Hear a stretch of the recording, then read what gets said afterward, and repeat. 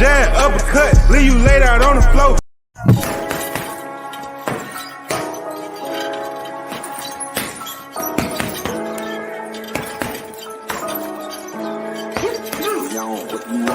Left jab, uppercut, leave you laid out on the floor. Try to duck and roll, hit and miss, now you counting stars. Should've practiced more, should've hit the mask, get out there more. Claim that you're the best. You gotta show me, son. Actions over words, baby boy. Is you real or what? Talking way too much, world come. Back sports, talking way too much, world come. Back sports, talking way too much, world come. Back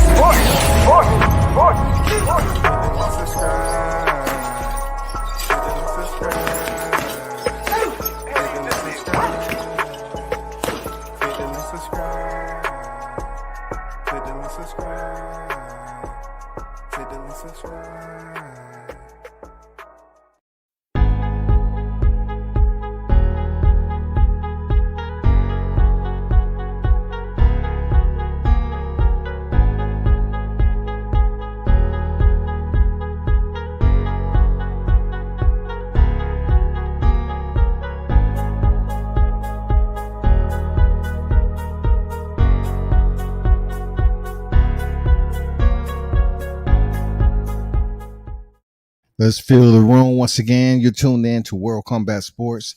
Hey, big salute to everyone out there, man. The WCS supporters, everybody tuning into the channel. Salute to the ones that's out here working, has a job, employment, providing for yourself, and everybody else that's included. Salute to you.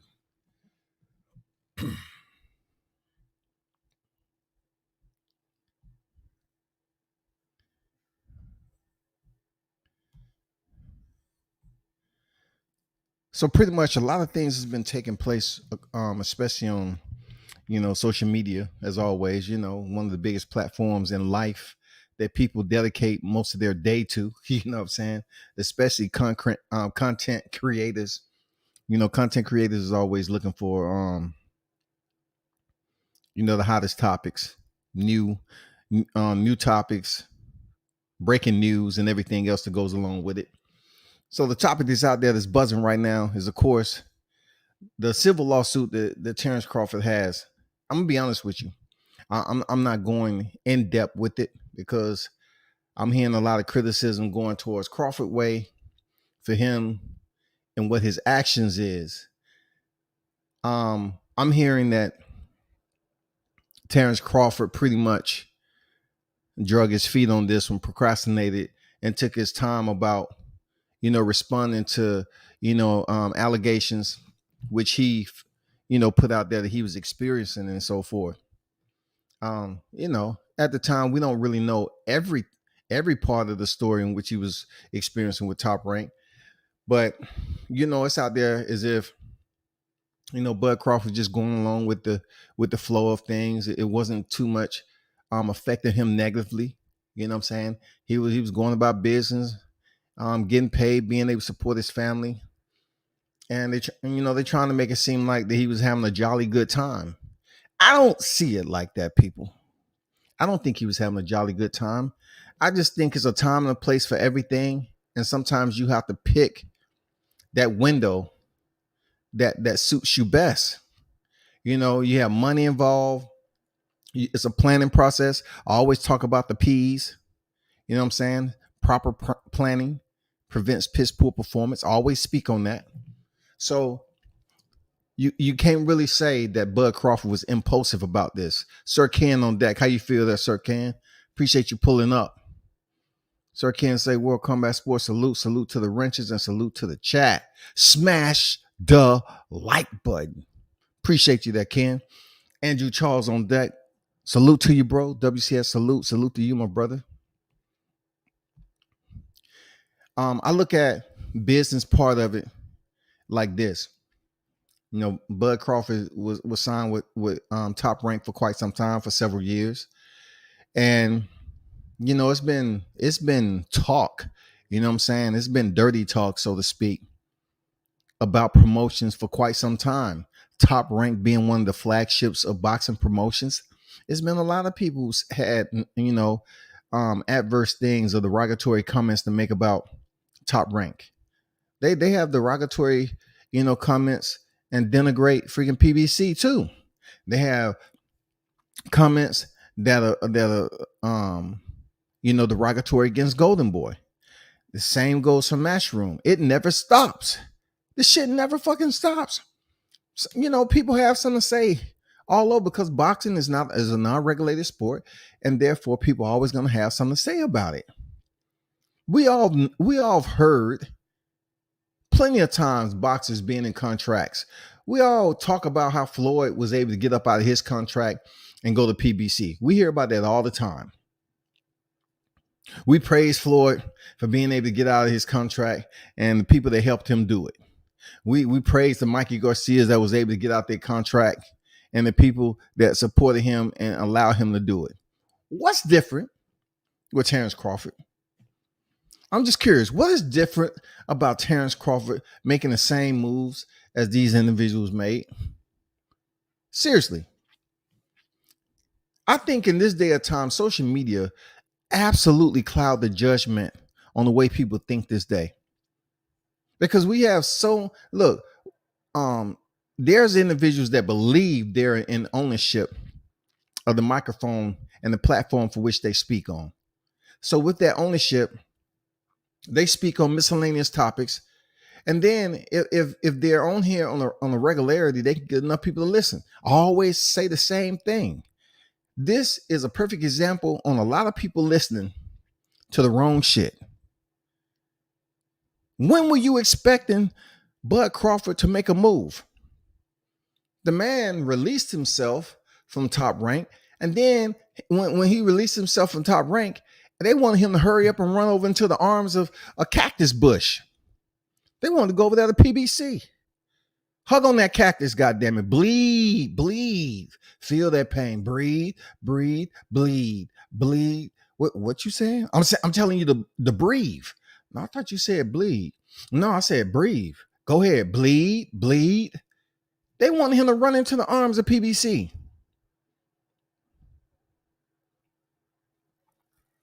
They wanted Terence Crawford to hop out of the comfort that he's been in with Top Rank for whatever that business relationship had over what they had over there as far as business goes, and they wanted him to hurry up and transit over to PBC. That's called being impulsive and making ill-advised decisions. So he didn't do that, right? And then you get people saying there's no way he's gonna make that money over PBC. So if he was getting that guaranteed money at Top Rank, he should just re-sign with them. It's not that easy when there's other collateral situations going on. Come to find out the Top Rank may indeed owe him money still. He may indeed still owe Terence Crawford money. One thing I know for sure on the outside looking in is that I'm absolutely on the outside of these situations. Now, when I tell you I speak to people on the inside, these are people who are close to certain situation. They'll speak on it and they're trusting you. Hold on for a second. They're trusting you with confidence, right? They're trusting you to not go out here and disclose any of that information. They're trusting you to pretty much be an adult about the communication that's going on between y'all. And they tell you off record. That don't mean you go record them and then put their voice out here and just violated that trust, that code of trust. You know what I'm saying? So I look at it like this. When what I was being, from my stance on this whole Terence Crawford deal is that I only know so much about going in depth about this situation. So therefore, I can only speak off speculation, what I read on the surface of it. I'm hearing so much criticism as to him going to court and he don't have a chance to go in there and be victorious and have the judge rule in his favor. However the ruling goes, whether it's by jury or by the gavel, the judge himself. I mean, whatever judiciary proceeding it is, I'm happy that he even took the effort to go in there and do it. If Top Rank owes this man, go to court to get the money. If he's saying it was racial biasness in this, he's gonna have to prove it. All right, he's gonna have to prove it was some type of racial discrimination that affected him as a boxer. All right, it's so many variables that goes along with the deductive reasoning, putting all the evidence together to get the formula that you want. He's gonna have to make sure, from which I know he's getting his team together, the team already together talking, you know what I'm saying? And they're gonna go in there with a intelligent game plan with all the evidence needed to present their case, to make an argument. All right. Now, I don't know why people think Bud is stupid. I mean, I don't know why they believe that Terence Crawford don't have any sense of intellect. You know, boxers can't be considered the dumbest competitors in professional athletics when they have to go in there and contend on their own accord. They have to make decisions on there regardless of what they taught. Regardless of what they taught, they have to make decisions. So regardless of the remediation, these guys are pretty damn adept to going in there and making decisions on the fly of what they've been taught. So they have to have a sense of intellect, right? Also, they have to have a sense of intellect at this day and time to be aware of what the business model, what is going on with their paperwork. Because back in the day, you remember how they used to say that boxers wouldn't even read the paperwork, and most of the guys that was boxing was either, coming fresh out of jail, they was without an education, they didn't know how to read, so they was just passing contracts along, and the fighter found out there was much more to the contract. This day and time, there's so many resources. There's so many individuals out there that's qualified. You know what I'm saying? To be your legal representation. It's no excuse. It's no excuse for a boxer to go out here and not sit down and read what's fine details in your contract.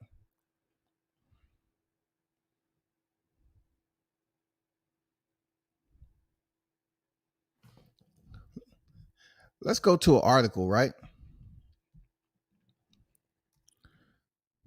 Let's just go through some of the details that's going on about this with Terence Crawford.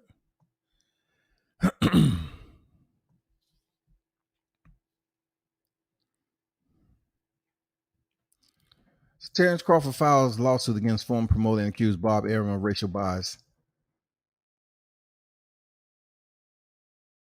Crawford, 34, left Top Rank in November 2021 after his contract expired, having first signed with the promoter in 2011.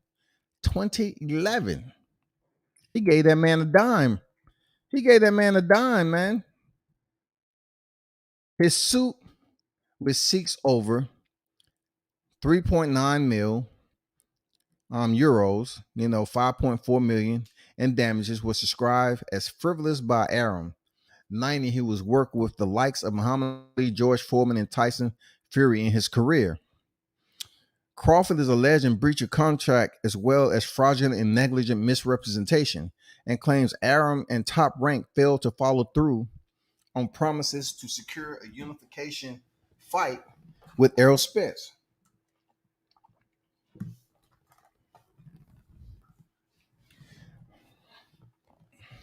So what we know for certain is he didn't get to fight with Errol Spence. That's what we know for certain. So if he's suing for that not happening, let's go through some areas of concern when they're walking into that courtroom. It has to be absolutely the culpability of Top Rank that they never presented Terence Crawford the fight. Let's just go off the basis. They never presented him the fight. Was it ever a time where they presented him the fight, but it was below the money that he thought he should get for the fight? So if that is indeed the case, did he ever turn down the fight once it was presented for any reason? For any reason? Because I don't know the fine details of the contract, but guess what? If they were supposed to promise him a unification fight with Errol Spence and the presentation was there and he turned it down due to the negotiations not being what he would like internally to his promotion, not any negotiations with Errol Spence. I'm talking about negotiations to a point where was the money right? Was everything lined up the way it's supposed to be? Did they give a timeline that's suitable to make this fight? Did they give him a window on when the fight was going to happen? We don't know that. All we doing is going off the overlay that's out here in social media. It goes on to say, and this is from BBC.com, the Nebraska fighter has been chasing a fight with WBC and IBF champion Spence Jr. for several years. I agree with that. The Nebraska fighter, Bud Crawford, has been chasing a fight with WBC and IBF champion Spence Jr. for several years and alleges he had an agreement with Top Rank in 2019 that he would receive $900,000 payment if the company failed to make an offer in good faith to Spence Jr. by the end of 2020. Now that sounds good on the surface, you know what I'm saying? And like I said before, it seems like all is lined up for him to go in there and state his case. You know what I'm saying? It has a solid, this seems to be solid. You know what I'm saying? This seems to be ironclad. Seriously. If you're talking about what he didn't get, we're talking about just the simplicity of legality. We're not talking about going in depth on how much experience we have in the legal field. I'm just going off reading and my interpretation.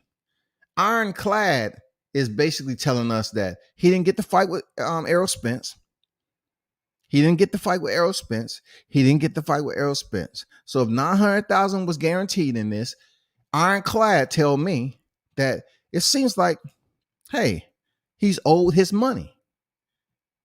Then again, I don't know what the other lines in what they submitted to the courts. I don't know what they have documented in here. I don't know what Top Rank has documented as far as if they failed to make this fight or they presented the fight to to Terence Crawford, and the fight was turned down due to these reasons. We don't know. I'm pretty sure it will come out sooner or later. They also alleges Arum continues to make racist and bigoted statements and purposely damage the reputation of black boxers.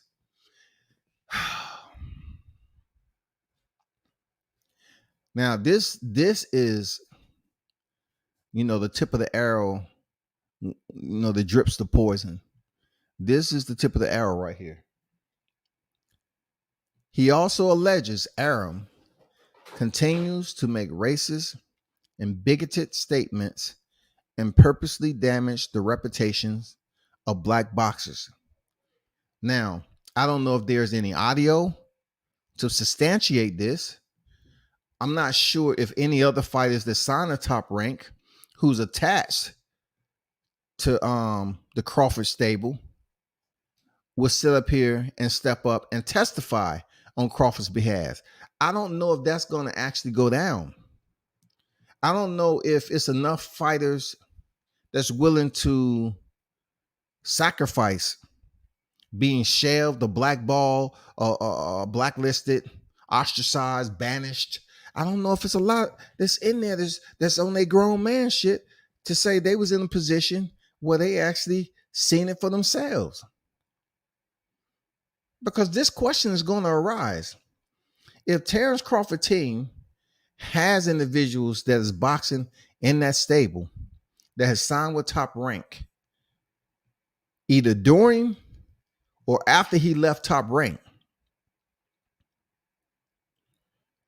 then I'm pretty sure the question is going to rise like, well, guess what? If this fight is on your team, you know him, why you didn't advise them not to sign with Top Rank? If it was racist and bigoted statements that was made against you, the question is going to come up. Or Terence Crawford could have a solid argument that this has been going on strictly with me. This, or this. He can make all his points of reference. And the judge could look at it and say, yeah, this is admissible. This I find merit to what he's saying. I find merit to what Bud Crawford is saying.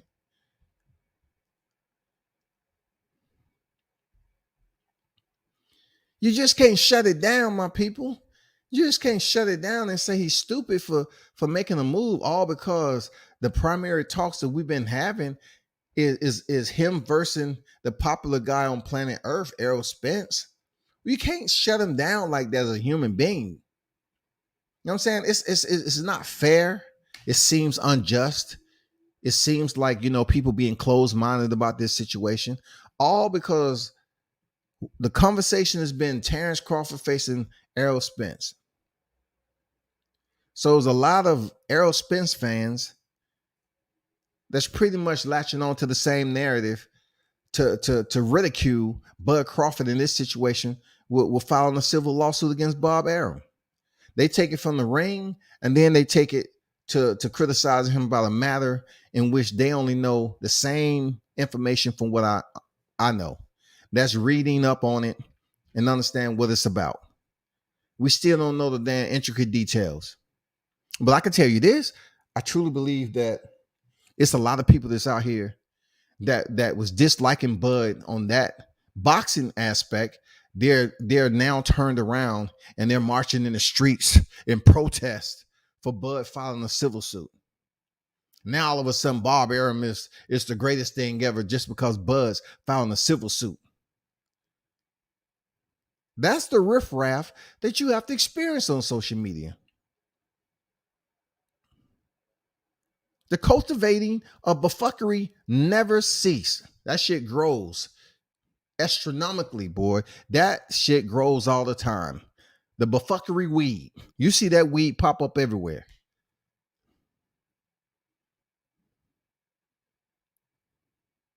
This has to stop because you at least have to give it time to play out. I remember when Deontay Wilder was going through his situation. Though his was already in the contract and it was two different court cases, they was criticizing him for being in the court and not allowing Tyson Fury to just face Anthony Joshua. That was their whole deal. I think some people, they're unwilling to fighters that they vilify, and they consider the villain. They vilify these fighters, right? I think with them, it's easier for them to latch on and continue to poke the bear and send the arrows down range when it's a fighter that they don't like. They won't even sit back and process everything. Just really sit back, relax a little bit, and cogitate the moment. They'll be impulsive and they'll let their personal feelings get into it as to why this and this shouldn't happen. And Bud, he making a dumbass move. He even allowed his people to sign what Top Rank, what type of individual he is. You know what I'm saying? He couldn't be that smart because he was with Top Rank for that long period of time. But guess what? What is it going to be? Is it going to be that he was smart enough to sign a contract for guaranteed money? Or he was dumb to stay over there for a long period of time without understanding he was never going to get the Errol Spence fight? I will tell you this. Some things just don't play out as easily as you would want them in life. You expect it to happen and everything is there. You say, damn, this is an easy avenue right here. I could drive this. There's no obstacles for me, but it's no obstacles that you see. It's obstacles, but there's no obstacles that you have seen just yet. And then when you start experiencing the bump in the roads and everything, they might not come till you get further into something and become mature and your knowledge increase. And you're able to cache that information and you build upon that maturity to the point where you can have enough to say, you know what, I'm being screwed over, man. I'm being screwed over. This ain't right. This ain't healthy for me. I cannot accomplish this going this route. The conversation that I'm hearing in this promotion, they're not really speaking like they're going to get me the Errol Spence fight. I'm just going to pay close attention to it. Right now, I'm just going to continue to fight. I'm gonna pay close attention to it. I'm gonna remain vigilant and see what happens. Sometimes it plays itself out like that. Sometimes it drops like a hammer and you get that early treatment. And then even then you have to say to yourself, damn, what do I do? I mean, I just signed with the promotion. I only been with them 2.5, 3 years. And I'm seeing red flags already. So what the fuck do I do? It can hit you like that. It can hit you on the front end or it can hit you on the back end, God damn it. That's life. Free Hoover on deck. What they do, Hoover?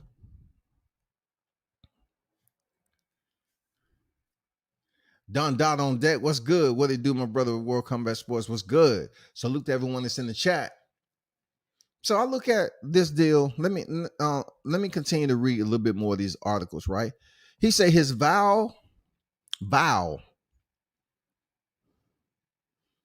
his vile accusations of racism are reckless and indefensible. I like that word, indefensible. Indefensible. He knows it, and his lawyer knows it. I have spent my entire working life as a champion of Black boxers, Latino boxers, and other boxers of color. I have no doubt that the court will see Crawford's case for the malicious extortion attempt that it is. Now, it says a lot. You know what I'm saying? In that four-liner.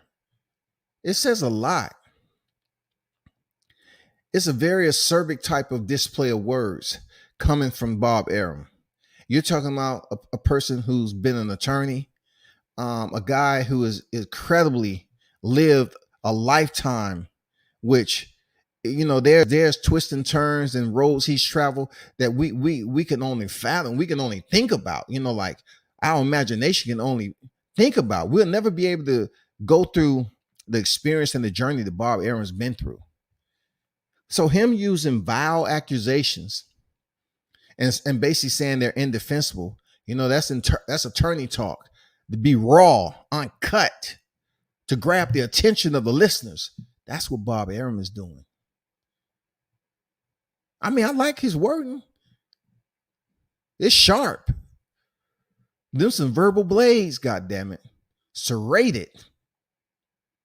He said, I spent my entire life, you know, as a champion of Black boxers, Latino boxers, which he does have Black and Latino boxers on there. You know what I'm saying?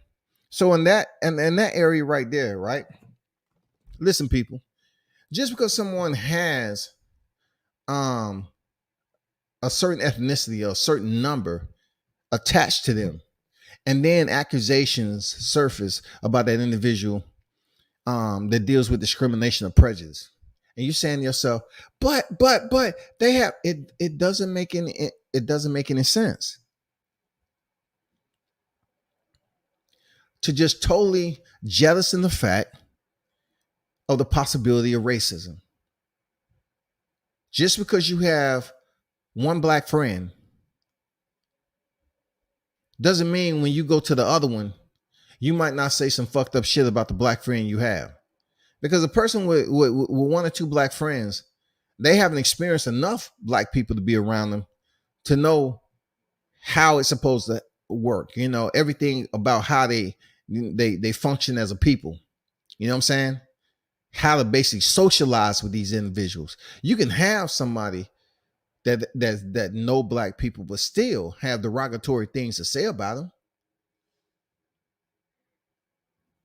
They can have one good Black friend. That don't mean they might meet somebody else that's Black and say, you know what? I've been knowing so and so forever and a day, man. Hey, he's not the brightest goddamn tomato in the damn patch, is he? You know what I'm saying? I mean, hey, I wouldn't hire him on to do anything for me. And people start looking like, oh, that's funny, you know. But hey, if you want to come over, man, let me invite you over to dinner and everything, you know, and let me know if you want Charlie to come on over too, man. Like I say, be careful. He's not the brightest tomato in the patch, okay? People looking at other Black and Latino fighters, it's all about how you are as a human being, people. Everybody rubs people differently.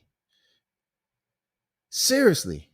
Even black people. We can know Latino and white people. And then we can turn around and tell another Latino something negative about a Latino. That's just because we've been around that Latino long enough. We can have white friends and tell somebody other white that there's something we don't like about the other white person. It might be the way they act towards other people.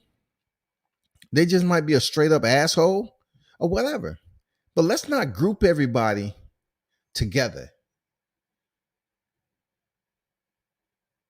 Let's not just group everybody together like we function in life like that, both mentally and physically. We go through the exact same simulation every day. We don't do that.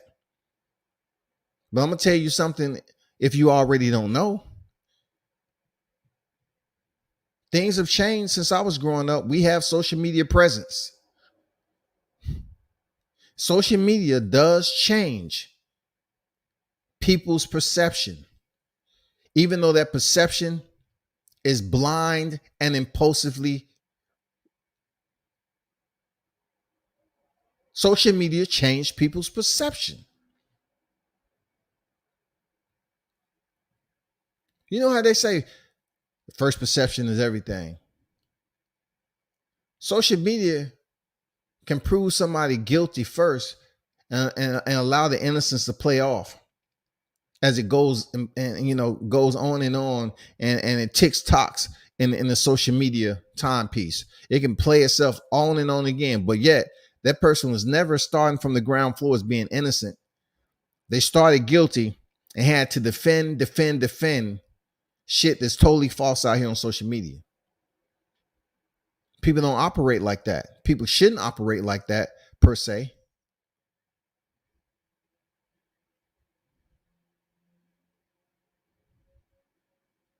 But Terence Crawford and his team is going to have to separate and prove Bob Arum is able to have Latino and black fighters on there, but with some black fighters, to highlight myself, he has did this, and this to me. They have a whole, lineup. They have bullets. You know what I'm saying? They have records. They have documents on what experience they have been through at top rank, the adversity that they've experienced, and they have to prove the prejudice of it. Was it racial bias or not? Explain it. But don't sit up here and criticize Crawford as if he's just creating attention to himself.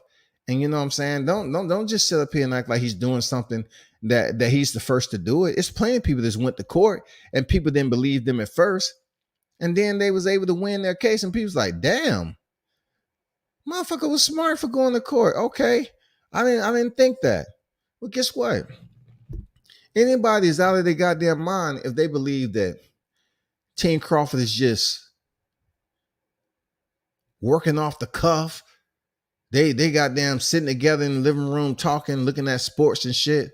And then all of a sudden they come up and say, hey, man, I think, man, and somebody was talking about the $900,000 he get. Man, did Bob ever pay that $900,000? No, man. Man, you should sue him tomorrow. Okay. This has been going on. This type of talk has been in conversation for quite some time now. They've been discussing, they've been planning, they've been trying to figure it out. They've been trying to put everything together, have their ducks in a row, as we call it in the military. They were trying to get all their ducks in a row. This isn't something that's an improp. This is something that's been properly prepared to present, especially when it comes to monies. All right. And then you're trying to basically place accusations that deals with racial consideration to someone of the prestige of Bob Arum, who's been taken to court. All right, previously. He's been taken to court before. So everybody who's saying that Bob Arum has, unlimited resources, sure he has a legal team. Sure. But if you want to use someone that's recent, we can use Mikey Garcia. Mikey Garcia, you think he had millions and millions of dollars to put forth to a court case? No, he spent over $1 million in legal fees, but he won. Bob Arum did not present him the fights that he was supposed to get, and Michael was able to get his release. Canelo, people praise Canelo. Oh, this, that, and the other. He's going to court. They didn't give him the fights that they say they were. So therefore, they saw it in Canelo's favor. He was released, and the man's still making millions of dollars. So what's the problem with Bud Crawford? Hey, sometimes I just think y'all believe that just because he don't talk to the media or he don't give a fuck about showing up on any of these YouTube platforms, I truly believe y'all just have this absolute vitriol for the man. First he dark skinned, second he from Omaha, and three, he don't really show up and give YouTube channels, YouTube media any love. But he's still knocking motherfuckers out. He's still closing shop. Big dog on deck, man. I hope we still get Bud versus Josh Taylor. Okay, I can go with that. I like that fight. Move on to other things. And they can't say that, Hoover. It's the fact that Crawford didn't make the fight when Timothy Smith has came out and said economically we're deficient.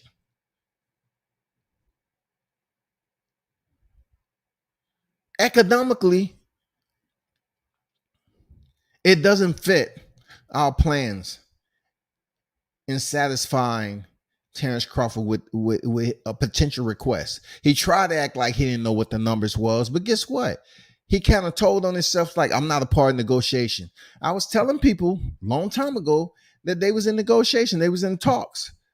But, just because I don't mention names and drop that shit and say I was the first, this, that, and the other, just because I don't have 500 people in my chat, people didn't believe me.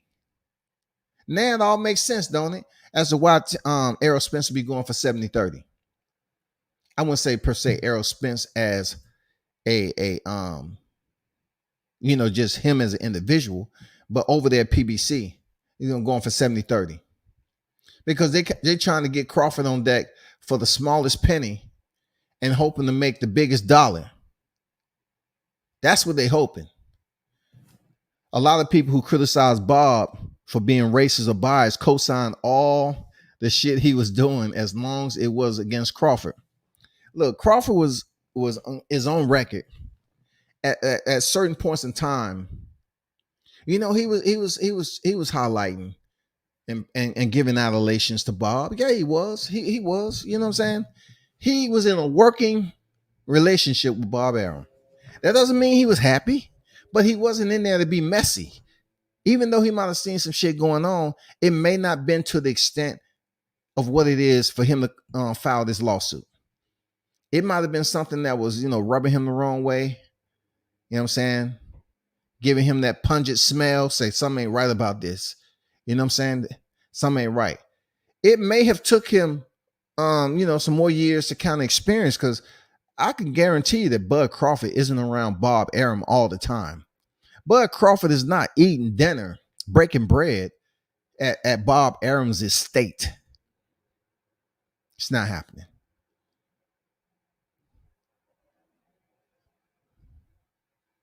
I would go on to say that I probably don't think out of 10-year time that they broke bread over Bob Arum's house like that several times over. I don't think it happened. But I do know there's certain people who have had great things to say about Bob Arum. I myself, real talk, I was trying to explain this in a basic way without putting myself in a situation that is comparable or an analogy that is blended in with Terence Crawford's situation. I was just saying the amount of times that I've worked media with Top Rank and PBC, once again, the amount of times that I've worked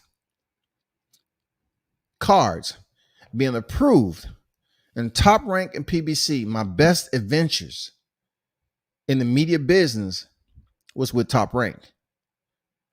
Now, I'm not comparing that to pretty much, if racism is going on, yes or no. That's not what I'm saying. I'm just saying when I grew up down here in the South, if someone of another race do not like you, they're gonna show their cards. They're gonna show you who the fuck they are. They're not gonna continue to laugh and play. Like they may do that in the corporate world a bit. But like I said, it's gonna get to a point where they're gonna get frustrated of playing you. And if you see that they playing you and you're not able to ask the questions or you don't, you continue to get played. And they continue to laugh in your face. But somebody's gonna tell you, hey, I just want to let you know I feel bad for you, but this and this has been said about you here. It's somebody with a good heart. It's people with a tainted heart. All I'm saying, if you have someone that's at the top of the hierarchy and they're being racist all the time, a majority or whatever at the time, when they want to hire somebody that's in conformity, when they want to hire somebody that's willing to listen, if it was an NBF, right? A no black fighter list in Top Rank. I'm just curious to know what it was about. Why would they have that up there? That's something they're gonna have to explain in court. Why would you have that up there? Were y'all planning a calendar? Were y'all sitting up here planning a fight calendar? And y'all thought that at this point in time with this matchups right here, I don't think any black fighters linked up with these names would do good numbers. According to who we have on deck, with Top Rank. I would like to know, why would you put that up there? Because it's damning. If you have an NBF board, why? I mean, we're curious out here in the social media. We're very, very curious about that shit. Why would you have a board like that if it's true? Why would you have a board like that? But back to what I was saying about media. I would expect somebody that's working there to give me that energy. I would expect them to look at you like you ain't shit. Like when I grew up here down in the South, yeah, they showed me. It was identified. These people down here wasn't playing no clown ass games all the time, trying to, laugh in your face and treat you all cordial and shit when they didn't like you, when there was racism involved. You saw the shit right off the rip. You knew what it was.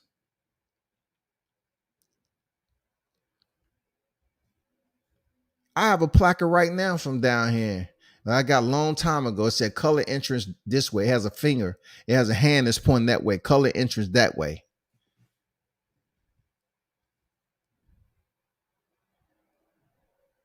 I took that off a building a long time ago. When blacks had to go eat or go around to a certain area in some of these places down here in Atlanta, in Georgia. But anyway, all I'm saying is everybody look at PBC as, oh, Al Heyman, the black dude, this and that. But also I've heard Al Heyman don't like black fighters to fight one another because there's no money in it. So what type of racism is that? Is that called reverse racism? What kind of stigma? What kind of label can we underscore with that? If it is indeed true, you don't want black fighters fighting each other because they don't sell. What is that? What is that called? What is it called when you go there as a black person? And man, I'm not gonna get into it, man. Like that they perceive that as the Black Wall Street.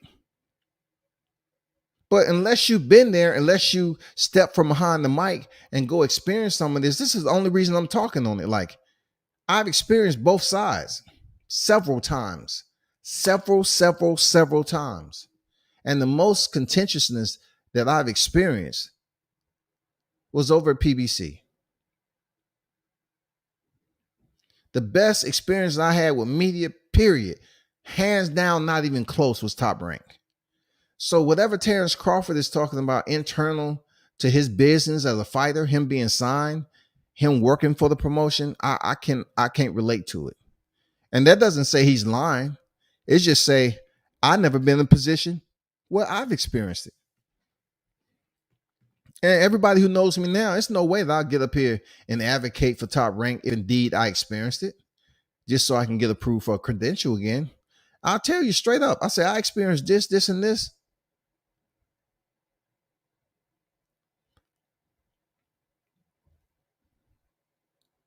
I have a video, a certain individual that's knee deep in PBC approached me on some damn harassment shit.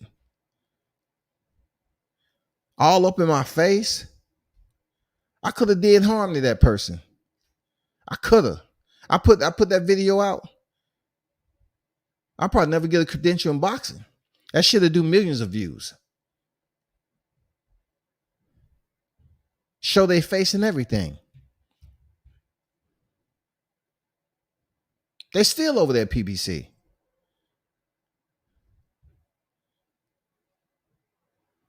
That'll break open a whole lot of cans. If people didn't know what was cooking, that video would break up a whole lot of shit right there. Because I guess that particular individual felt, to speak on, to come at me for supporting a certain fighter. And it was very, very disrespectful. As Bob Arum said, it was vile. You know what I'm saying? The attitude was absolutely as if they had some type of racial bone and racial discord in their body to sit up there. Even the security was looking at me like, damn, what is she doing? Why? What? Why? You know what I'm saying? So I just gave you a little hint right there. I gave you a little hint. Big dog on that. Salute WCS. I'm proud of Bud. If Bud gets a fight in this year while pursuing this lawsuit would be impressive. He can still get a fight. It's all about with who. You know what I'm saying? We can't say Bud's ducking Errol. That narrative is done. It was never the case to begin with. We can put them away. We can pick up a pair of shears and shred that shit to pieces. Bud is not the reason that Errol Spence fight would not happen. Timothy Smith is on record. So with all this in public, talking about, I'll take this person. I don't want to, Terence Crawford saying he ain't looking for that fight no more. Why? Because he probably already know that was going behind the scenes. He said, fuck it. I'm not chasing this shit no more. It ain't a dream of mine. I already been undisputed. It's not a dream of mine.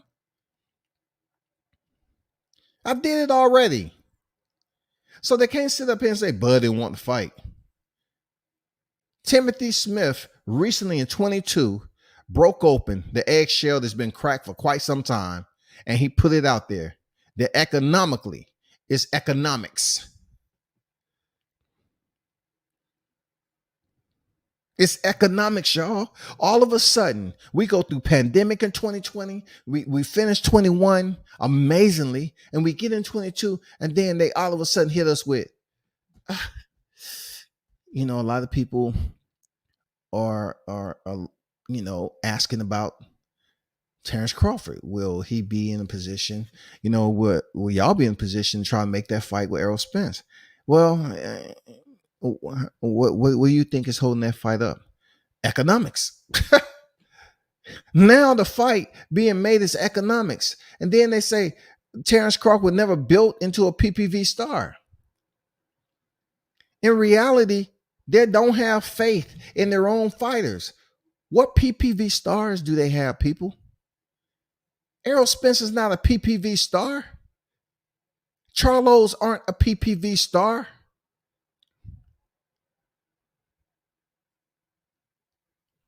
Gervonta Davis wasn't even signed with them like that. His emotion, Mayweather Promotions. Even him, he still had work to do. But who's a PPV star? How do you produce a PPV star? It's a lot that goes into those areas, bro. So you can't sit up here and throw these transverse type narratives out here where you acting like you projecting it out on Bud Crawford, but really the target is right there in your home base, Errol Spence Jr. That's all that is. You just want to hope that people are illiterate enough to just overlook what you just did. You want to act like you putting all the blame on Terence Crawford, but yet you're really focusing on Errol Spence because you're saying he can't carry a PPV. He's not selling. You don't have faith in him. They're not big Spence over there at PBC. They're not bigging this dude up. They're not bigging him up. What's amazing though is that the YouTube community, man, we have so many voices that's sitting up here praising. They're sitting up here giving good graces. They're just overlooking the obvious. Like they want to basically support and praise the guy who's not doing everything he's supposed to do. He's basically been undisciplined in areas that's affecting his career big time, right? So they want to say, oh, well, it's all about supporting the black fighter. No, you can't say that all the time because we have plenty of black fighters that's being vilified on here. So when it comes down to natural reactions, it don't really matter if the fighter is black per se. It just has to do with what exactly are you mad at? My point is, if he's out here doing some things that's affecting his career, don't bring family into it. Don't say, well, he got a family and this, man, you should support him and respect him. Well, he need to stop fucking up then. He need to take the sport serious enough to the point where it wouldn't be conversations on YouTube about if his body is broken internally. When I'm talking about broken, I don't really place that in the physical aspect. I'm talking about, is he broken as far as residual damage? Is his body fragmented? Will he continue to be degraded over time due to that accident?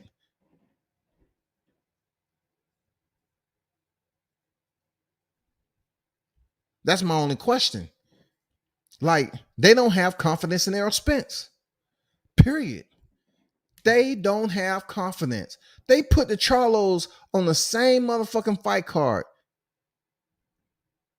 Juneteenth, was it? It's just like T.I. in the movie ATL when he found out Aaron, he found out Nunu, her Aaron, and she stayed out there on a motherfucking big ass mansion and shit. And when she came over there, when he was sitting on the steps, he said, Aaron, is it? Juneteenth, is it? Juneteenth? Oh, Juneteenth? Oh, so the whole card is full of Latino fighters? And you got two black fighters. Man, come on. They've been showing their fucking card, dog. Boxing show its face so many times, and people so used to being slapped in the back of the head with a piece of plywood, they don't even brace for the impact anymore. They just say, oh man, I'm gonna like this. I see them walking up now. They got that damn plywood that's already splintered from the last time they cracked you in the head with it. Who are PPV stars at PBC?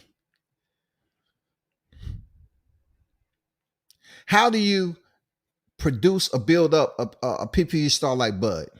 If Bud is in a position where certain situations he didn't want to promote, if that comes into play, it can't be for the Errol Spence fight because it was never something that was on the table that they had already, made up flyers for and everything else. Is never there. So we exclude that.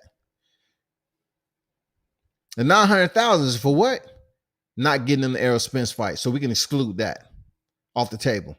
So everything else that comes in with racial biases, was it, potentially Bob Arum saying some shit like, Bud Crawford lazy as shit. Typical. Typical of you people. If that was the case, then I can see. If Bud didn't want to do promo, he didn't want to show up to the interviews, and somebody overheard some conversations going on like, hey, Crawford don't want to show up here. Oh, that's typical of them people. His kind. Something like that. And then you have to put it in a deeper perspective of hearsay. They're going to ask him, did you hear it yourself? Or did someone tell you he said that? If someone told you he said that, who is that person? How credible are they? That's what's going to be crucial in this. If it's not firsthand knowledge, then you have to prove the third party who actually was privy to it.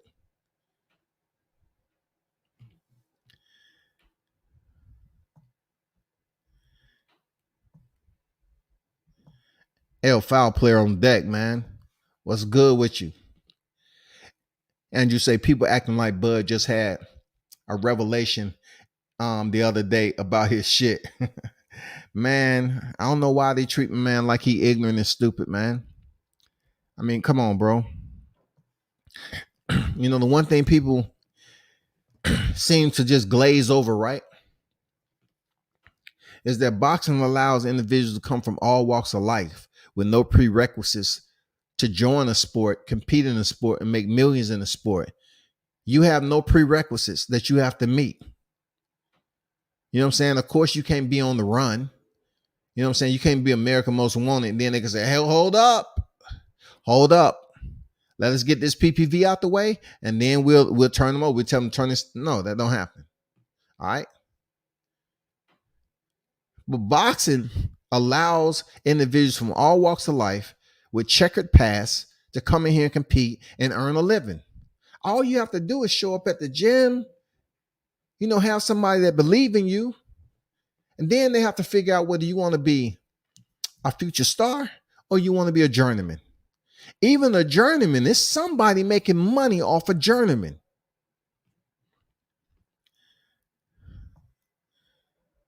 And you said great thumbnail, by the way. Hey, I appreciate that. I want to do people actually, you know what message I'm trying to send with that. You know what I'm saying? I'm just curious of what, you know, the people actually understand what message I was sending with that hand being up there like that and the light and Bud Crawford. You know what I'm saying? Appreciate you, bro. Don Dollar say, have you seen the Rick Glaser interview exposing the PVC? Absolutely. Absolutely. I don't have Fred's number, but I wanted to get in contact with him so I want to use some of the audio from his video, but I don't have communication with Fred like that. I definitely wanted to use some audio and take out some bits and pieces from his video. I thought the live, I'm gonna get to that live though. I'm gonna get to that live because that shit is part of what I want to talk about. You know, Bill Haney pulled up on there. Man, I'm gonna tell you like this. You know, Bill Haney stay in these YouTube streets. Bill Haney stay in these YouTube streets, man. And he drive with the window down. I'm being honest, dog. Everywhere you look, you can peek around the corner. Goddamn, if you in the YouTube streets, Bill might be there just chilling, smoking, just listening. Damn, Bill, what you been this? I'm good. I'm just chilling. Like, I'll talk to you later. You know, go ahead. He up to something.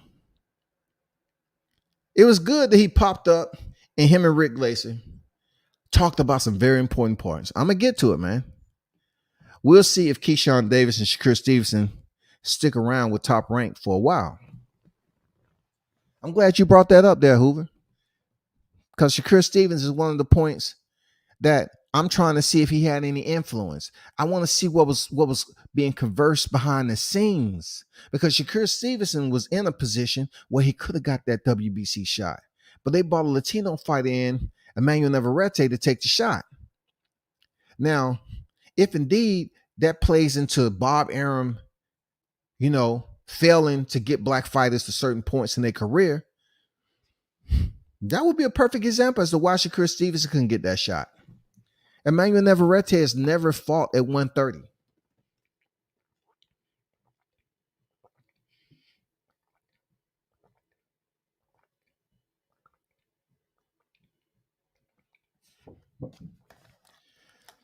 Navarrete has never fought at 130, but Shakur Stevenson did. He had to have a fight before the Jamel Herring fight, and he had the Jamel Herring fight. And he can't automatically unify. I don't know. I didn't like that move. I didn't like them bringing up a fighter, but yet they criticize certain people, especially on YouTube. They'll criticize certain fighters moving up, for the first time and getting a title shot.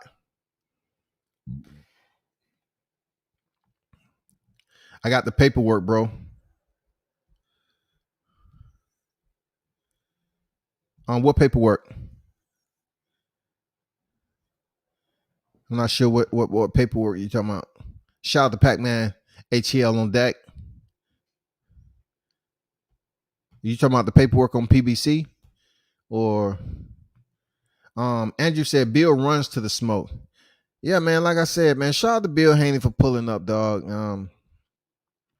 I don't know what type of communication that, we had between each other, because, it didn't start off all that well. I take that back. It did when he didn't know me. But, it did. When I first talked to Bill and Devin in Vegas, it was all good, bro. You know what I'm saying? Really, in Bill's position, the run-in that we did have, I can't say if I was at a point where I was in his position, all the shit I got on my plate, I wouldn't have responded differently. But looking at it, I probably would have been a bit more, assessing of the situation, because I was being critical of Devin, and I still say this day at that point in time, yeah, I was critical of the resume. The resume speaks for itself. But as far as his dedication for his son, that's lines that you can't cross. He's always going to be a umbilical attachment there, a bond. You know what I'm saying? It doesn't have to be a physical umbilical attachment. I'm talking about that's his son, man. And they're being done wrong right now in the sport of boxing. But Bill pulled up, and it was a damn good conversation between him and Rick Glaser. And then it was, hey, shout out to Fred Barbershop, man. It was a damn good look, that was a damn good live. I got to give a shout out to Rick Glaser too. You know why? Because that man has pissed off countless of people. I mean, countless of people.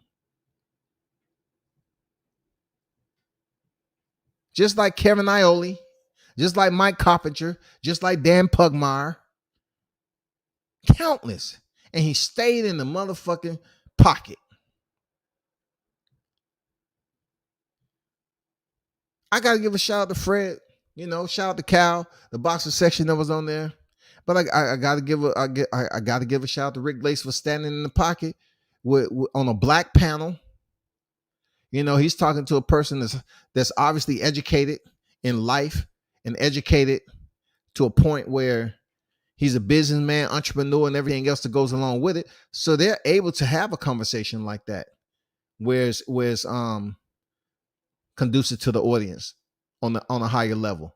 So, man, Rick Glaser stayed in the pocket, man. Even with Haney, Bill, they was going back and forth. Bill gonna talk his shit. But, he did say some things about the LDBC, which pissed off some other LDBC members. That I knew that shit. Time he lit that motherfucking wick. I know people was expecting certain things to go down. Now, that's something they're gonna have to take care of or whatever. I did feel like he was shitting on them. So that's going to come out for the next week or so, on what he said. But like I said, Rick Glaser pissed people off. He's outspoken. He don't bite his tongue. And, the man knows a lot. No way, shape, or form am I co-signing for him. I don't know the dude. I'm not co-signing for him. I'm just saying, if you want to go on a black platform with a guy that's educated in boxing enough and educated in life to have a literate conversation on the high end. I'm talking about a high end, a comprehensive conversation. about the ebbs and flows, the good and the bad about boxing. That's what that lie was about. You know what I'm saying? That shit was on point. Crush the legend on deck. What's good with you, bro? Salute World Combat Sports. Salute to you. Oh, Bud lawsuit. All right. All right. All right. I like Navarrete. His shape fluctuates a lot between fights. I don't know if he's ready for top American competition though. I mean, Navarrete is a very talented fighter. I told people a while ago. You know what I'm saying? When he was at 22. I say Navarrete, man, he's a beast. You know what I'm saying? We all know the fights where Navarrete came up on the scene. Y'all know what fights I'm talking about. I mean, a lot of people don't fuck with Navarrete because he's almost like Zerto. You know what I'm saying? Gilberto Ramirez. They're very tall fighters who can box their ass off, but they don't say too much. But speaking about Emmanuel Navarrete though, the fights that people talk about when it came to him was Isaac Dogbay. You know what I'm saying? Isaac Dogbay fought this man back to back. Went the distance the first time, and Navarrete came in there and stopped him in the rematch. I mean, shit. That shit happens, bro. Anyway, back to Crawford.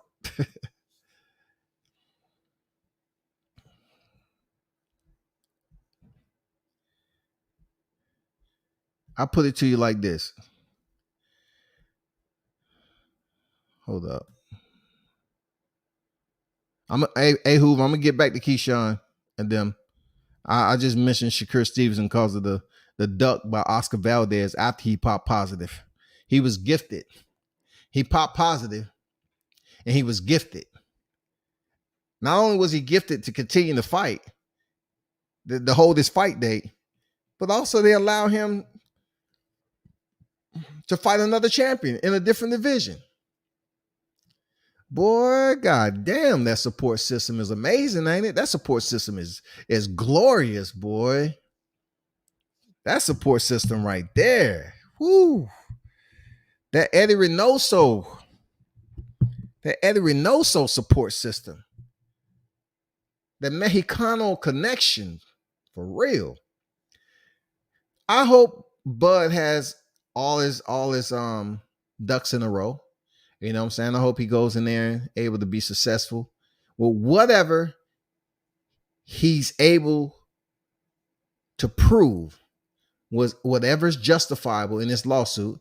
I'm hoping he's able to be rendered, correctly, a judgment in his favor for what they didn't supply him or didn't comply with within the contractual agreement. You know what I'm saying? I just hope they're able to prove that in court, and it goes from there. That's all. I just hope everything works out for them. They're able to approve. They're able to prove all the arguments that they're coming in there about the Errol Spence situation. If the racial biasness, they have everything in line. It's rehearsed. It's efficient, and he don't go in there and make himself look like a fool. Because right now, the way YouTube is on Terence Crawford, they need to make sure that they have everything tight. You know what I'm saying? The T's crossed and the motherfucking I's dotted. They need everything. Because if he goes in here and blow this and Bob Arum comes out and say, I told you it was frivolous, he didn't get shit. They're going to run him over the coals again, man. They're going to run Bud Crawford over the coals again. And then I have to create other thumbnails to defend what just happened. You know what I'm saying? Because there's a lot of people that's on this YouTube that won't even think about stepping up and advocating for themselves, even though they know there's going to be consequences and repercussions. You got to be built different. Not everybody wins, but there are those who win. Not everybody wins, but it's those that's out there that have won and they can go on to speak about it. They went through hell to get there, but they did it. Ghost, what's good, man? Salute to you. So look at it like this, people. I'm absolutely glad that Timothy Smith came out so we can totally shut down, Bud not making the fight. We can totally just take that out of the conversation.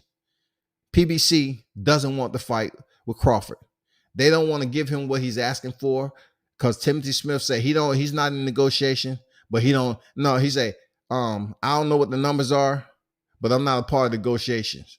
He tried to make it seem like he didn't have a clue of what anything was with the numbers or possibly what they will have to give Bud Crawford in this fight. But yet, I'm not a part of negotiations. So if you know a negotiation is going on and you know that Al Heyman speaks to you, you absolutely know what the numbers are because Al Heyman spoke to him. They had an in-depth conversation, a meeting before he even did that podcast. You think he's just going to get the call up and that shit's going to be at the spare of the moment? And he going to start talking? No, they talked everything over. They know what questions to ask. I've seen it. I've motherfucking seen it. They're going over producer notes. I've seen it. And then they talk on it. So the whole point, Tim Smith knew he was going over there. I mean, he was going to be on the mic and he was going to say, well, guess what? I'm going to talk down on Bud, but the primary person that I'm projecting this to is Errol Spence because he ain't doing shit. They don't have confidence in him trying to be this ultimate superstar. Look, check this out. Outside of Terence Crawford, who the fuck is attached to Errol Spence to make money? Who is he going to do big numbers with? Outside of Terence Crawford, who is Errol Spence doing big numbers with? I already told you what should happen with Errol Spence want to take his career to another level. I told y'all what it was. If you're not going to fight Crawford, fight your stablemate Jamel Charlo. Fight Jamel Charlo for the undisputed titles if he win. Do that. Defeat Jamel Charlo, become undisputed, and then Jamel Charlo win the titles back. Just like Anthony Joshua. Just like Anthony Joshua. Just like it.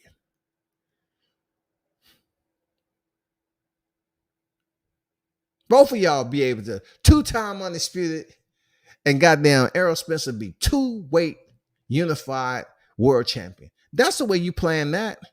But like I said before, I don't think these two black fighters, are capable of pulling something off like that.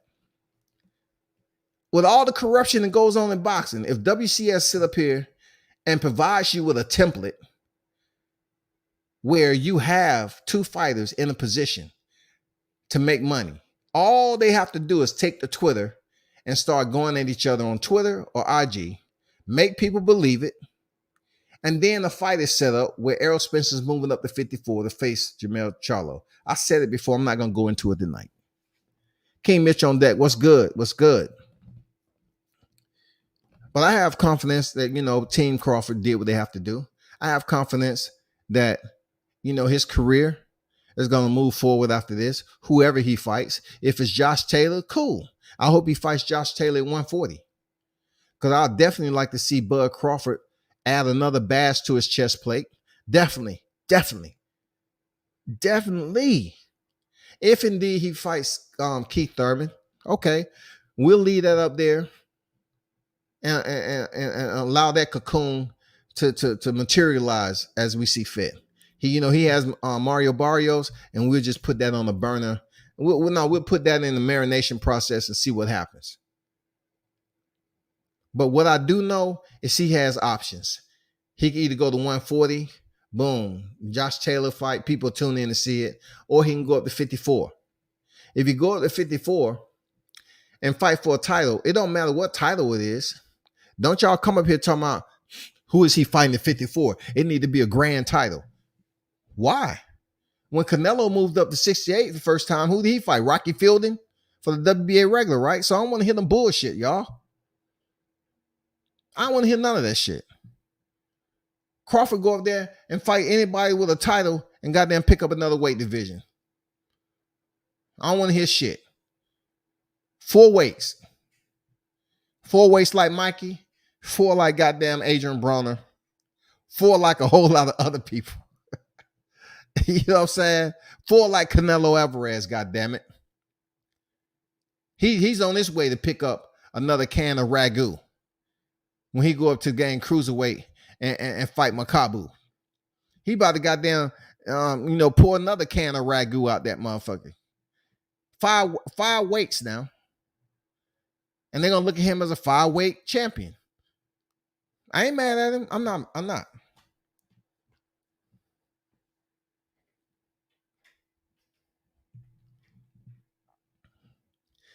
CK on deck. Say Charlo's sister don't want no smoke with Errol. Just like Bud, don't want no smoke with Errol. Charlo don't want no smoke with Errol. Yeah, right. Teach dropping quickly to say salute. Have a good stream. I appreciate Teach for dropping through, man. Appreciate you. But the good thing about it, like I said before, I just put it out there like this. It's good he's going to court, and we'll see. I have total confidence in their team, not being stupid and illiterate and naive. You know what I'm saying? Like some people think. They present them with incompetence to be able to go into a situation like this in court and win. I don't know why they feel that way. I don't know why people just totally try to decapitate these boxers as having, intelligence. You know what I'm saying? Like they're incapable. They're already individuals who get punched in the head, but you would think these people actually believe that just because they're punched in the head, is no way of them being able to function, to go into a situation to fight for themselves outside of the ring. They feel that they're incompetent. They're incompetent. They're in a boxing sport making money, but yet they're incompetent to sit up here and read a document or have individuals read it for them and go into a court of law and fight for themselves. A lot of people feel that boxers are just stupid like that, and they shouldn't. That's absolutely far from the truth.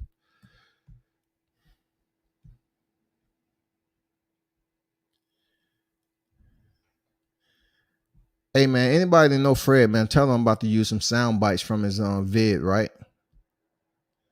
I'm about to use some sound bites from his vid. All right? All right, Fred? I don't have your number, bro. I don't want you flagging my video, but it's a damn good video.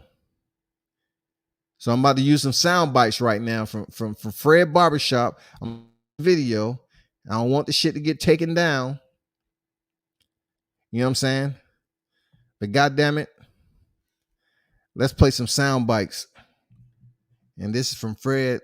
This is from Barbershop Conversations, man. Fred Hawthorne, man. Salute to a damn good live. Outside of Bob Arum, I think. Bob's got flaws. Bob's got flaws. George, what's his name said today? George Foreman said today he's not a saint. I mean, we're not. None of us in boxing. No, I'm saying, what about you? Or what is Bob to you? Bob's nothing to me. No, what I'm saying is he a saint to you or is he not a saint? Well, he's treated me extremely well over the years, and so is he a saint or not a saint? Okay, I'm answering the question. Let me answer the question. Okay. He's treated me with respect. His staff has treated me with respect. His executives treated me with respect. So, from my point of view, he's done nothing wrong. But Don King's done nothing wrong to me either. They both paid me every dime I ever had coming, unlike Lou DiBella.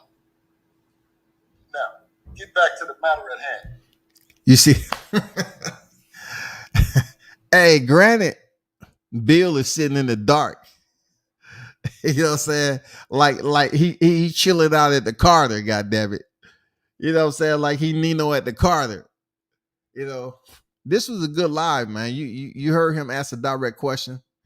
on Bob Arum, you know what I'm saying, and put Rick Glaser, on the hot seat for a minute. But Rick Glaser, like I said before, he stood his ground fairly well, man. Let's listen to some more. And I'm gonna let this play out so you can kind of hear. You ain't already had the opportunity. Y'all know Fred, man. Let him know I'm using sound bites from his live, man. Said that I would put Devin in with George Kambosos, but I would put him in with Lomachenko. I didn't say that. Well, you said that Mauricio Suleiman made a mess of the situation between Devin and Sure he did. Of course he made a mess of it. So what kind of mess could you have made if we were never going to fight? He's got two champions in the division when there should be two champions. There's no reason for it. What's a franchise belt? He made up a belt. So okay. Wait a minute, because you've been in boxing forever. If you have a fighter and the fighter is not going to fight, has no intention on fighting, right? Do you make him the world champion and make the other fighter the franchise champion? No, you strip it. You strip it. The guy who won't fight, you strip his ass. So Lomachenko got stripped, correct? No, he got awarded the franchise belt and gave you guys another belt. People still look at him as the champion. If you put a poll up, if you put a poll up, stop speaking. See, when you talking to me, I'm talking to you. Well, I wasn't finished. But you speaking and saying people, right? Then, in your opinion, is becoming the franchise champion getting stripped or not? Okay, repeat the question. Is becoming the franchise champion, are you getting stripped for the WBC because you wouldn't fight, or are you You're not being stripped. That's the problem. You're causing confusion in the marketplace. That's my problem. What's your opinion on it? It's wrong. He should. If Lomachenko didn't want to fight you, I don't know what the facts were.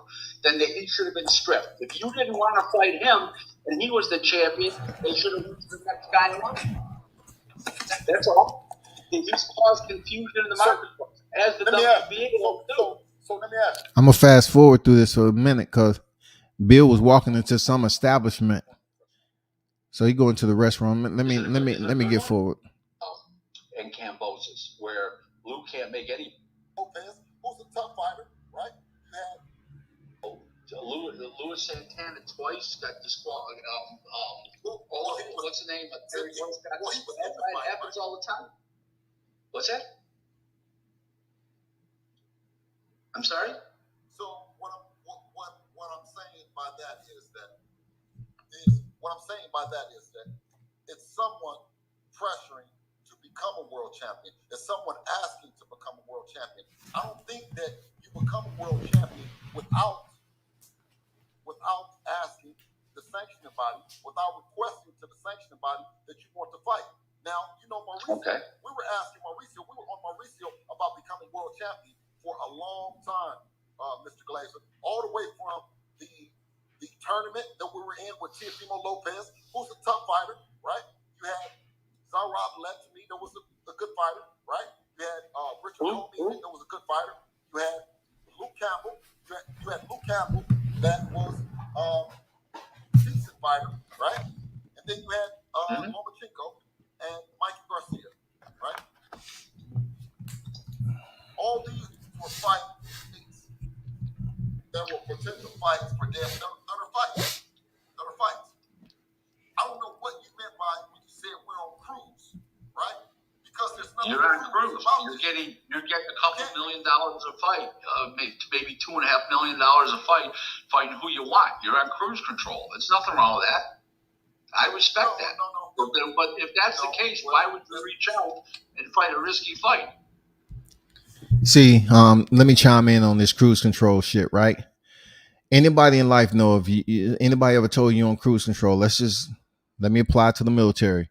If someone told me you was on cruise control, that means you was lacking. You was lethargic. You was slow. Pick up the pace. If you're on a hump, a run, any of that shit, you with a squad, and they say, yo, you on cruise control, huh?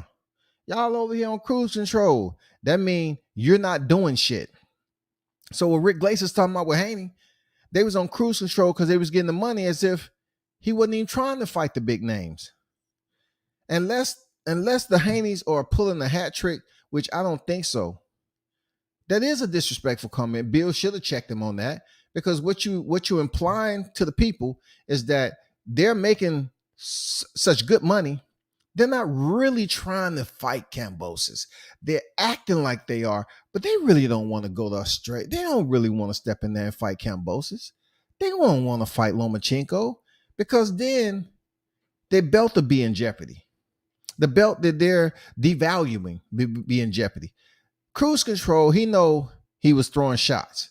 Rick Glaser know he was throwing shots with the cruise control shit, period.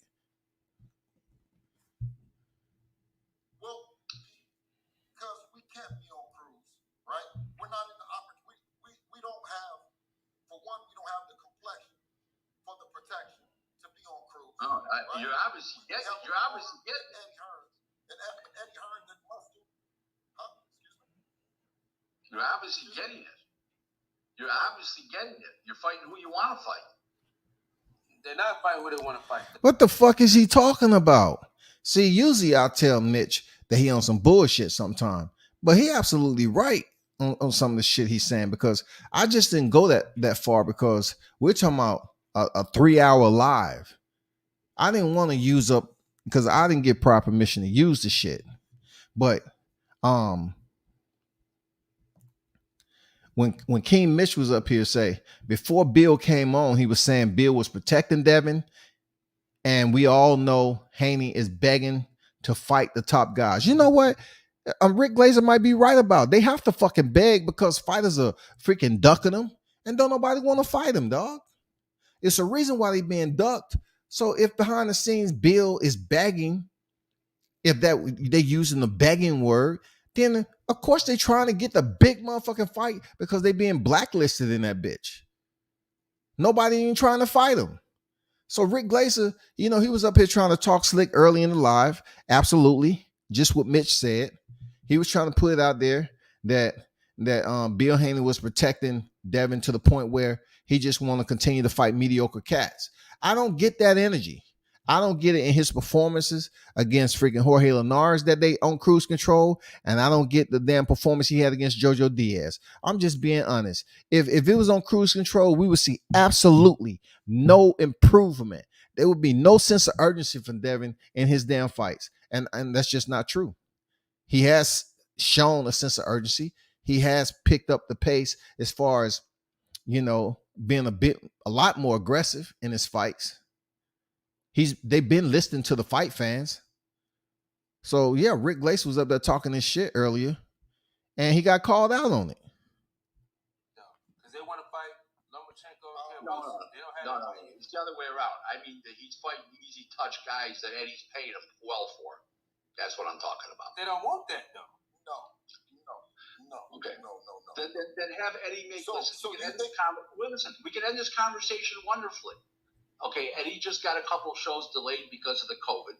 Call up Eddie, have him make Lou DiBella an offer. That's all. Okay. Now, let me ask you this. If we're making an offer to George Kambosos, we're bringing money to the table, right? Mm-hmm. Where does that put us in the seat of control? Who then becomes, because you've been in it 31 years.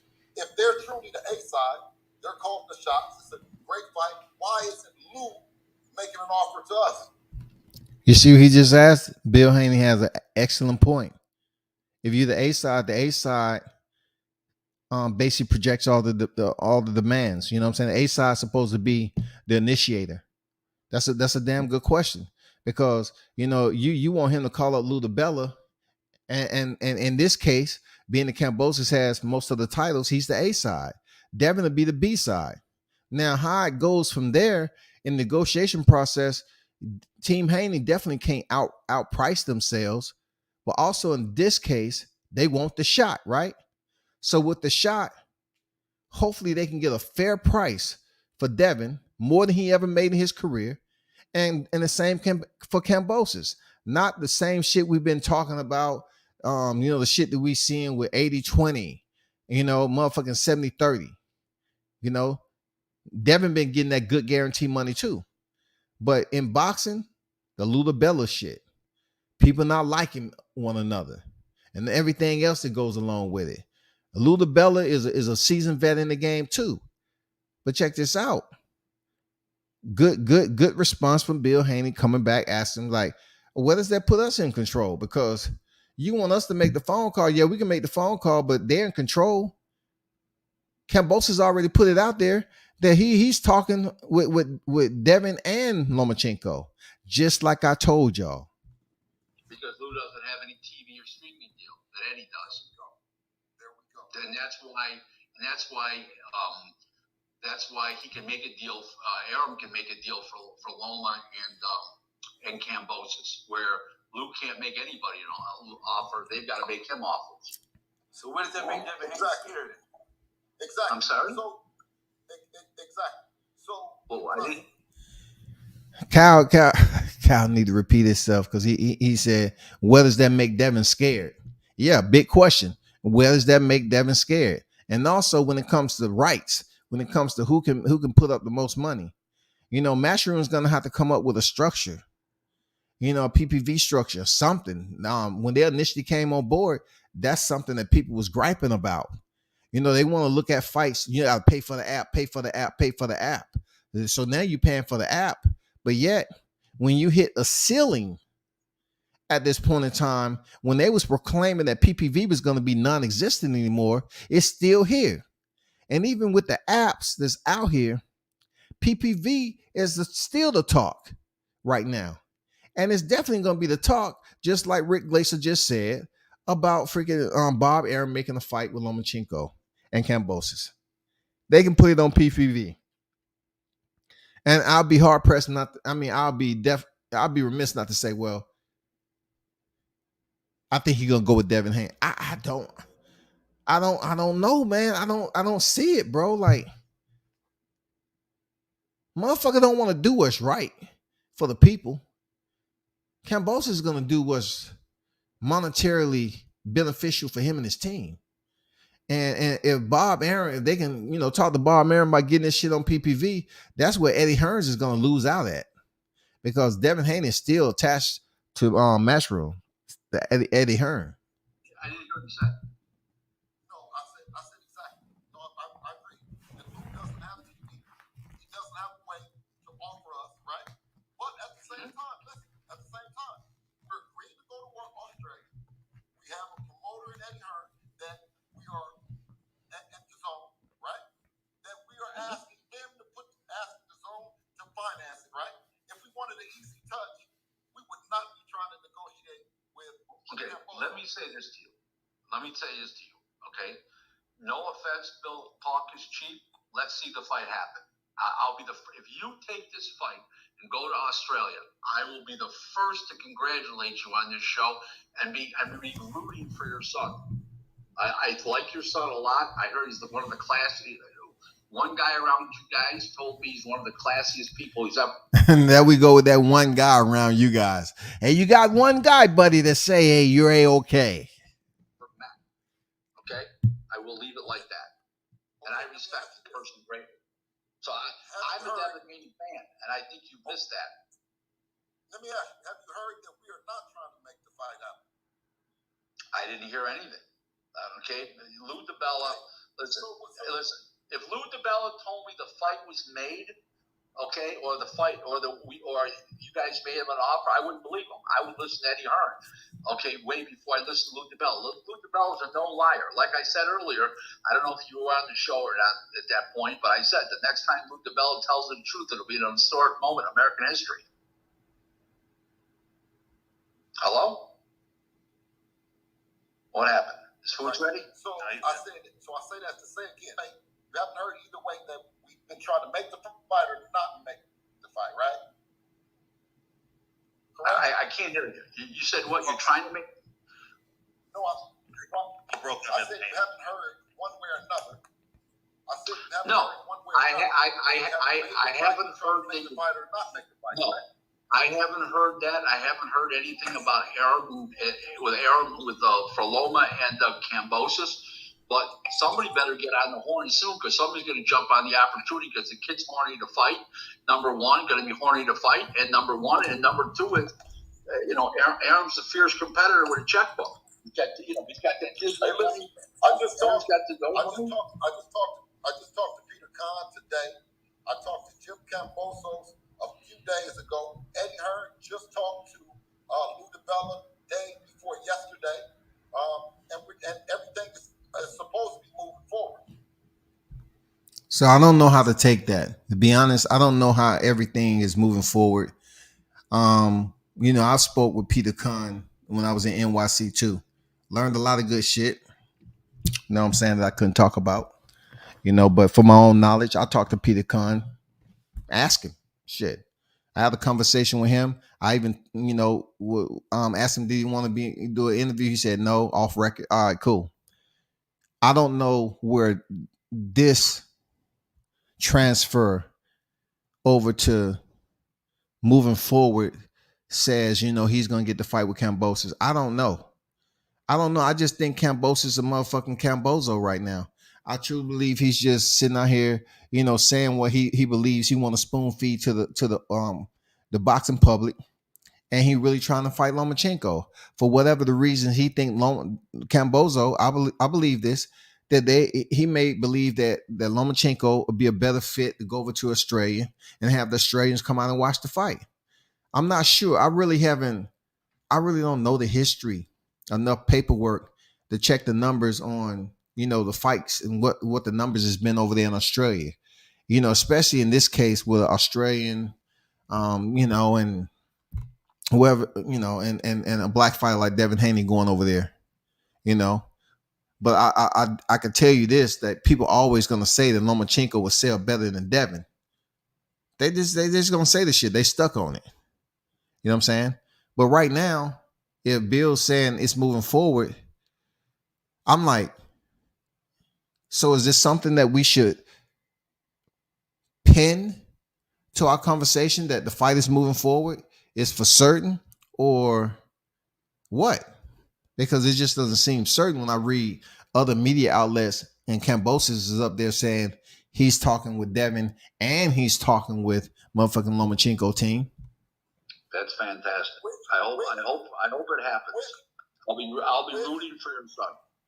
Right. Which the only way that it doesn't happen is if Cambosos chooses Lomachenko. And see, that's what I was speaking on. He said the only way that he don't think it'll happen is that Cambosis choose Lomachenko. And that's a huge deal. Like this is big. This is a big part of the decision-making process. Is Cambosis going to choose Lomachenko?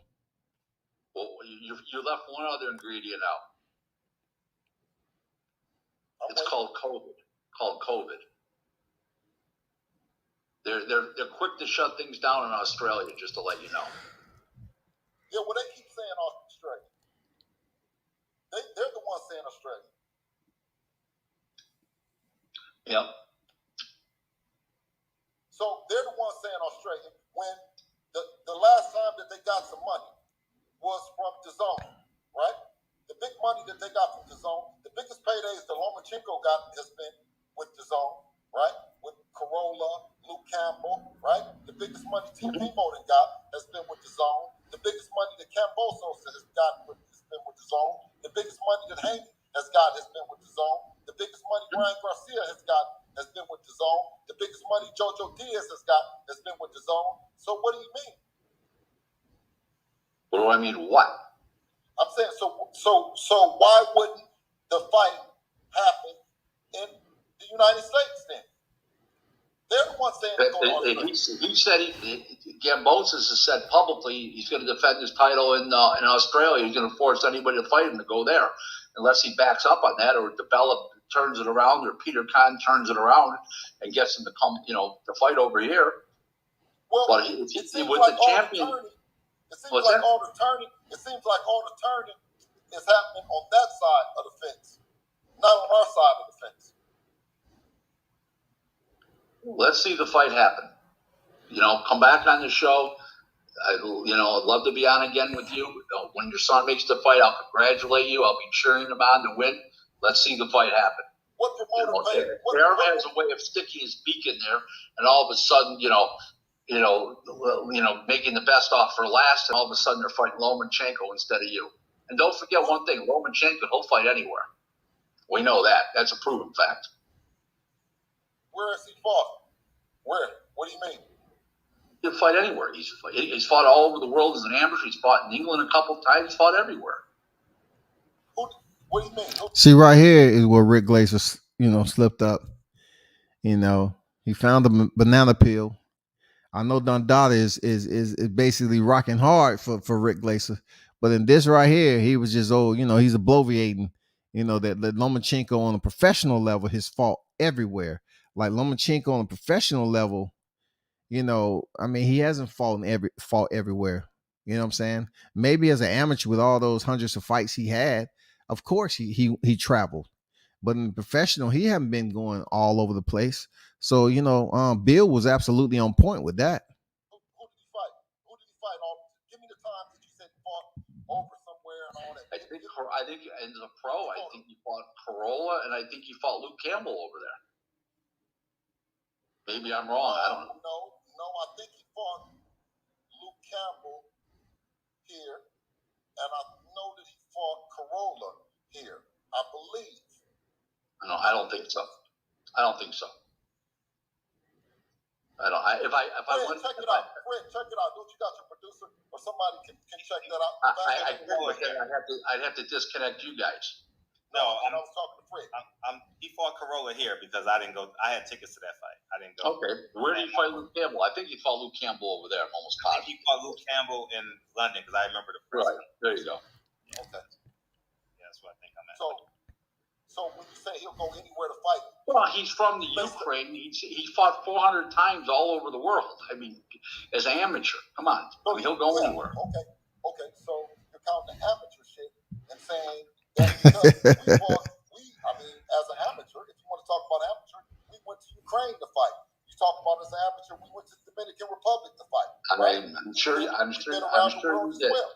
I'm positive you did. But you absolutely put certainty on the fact that Lomachenko will go everywhere. But then when it came to Devin, that's why I came on there.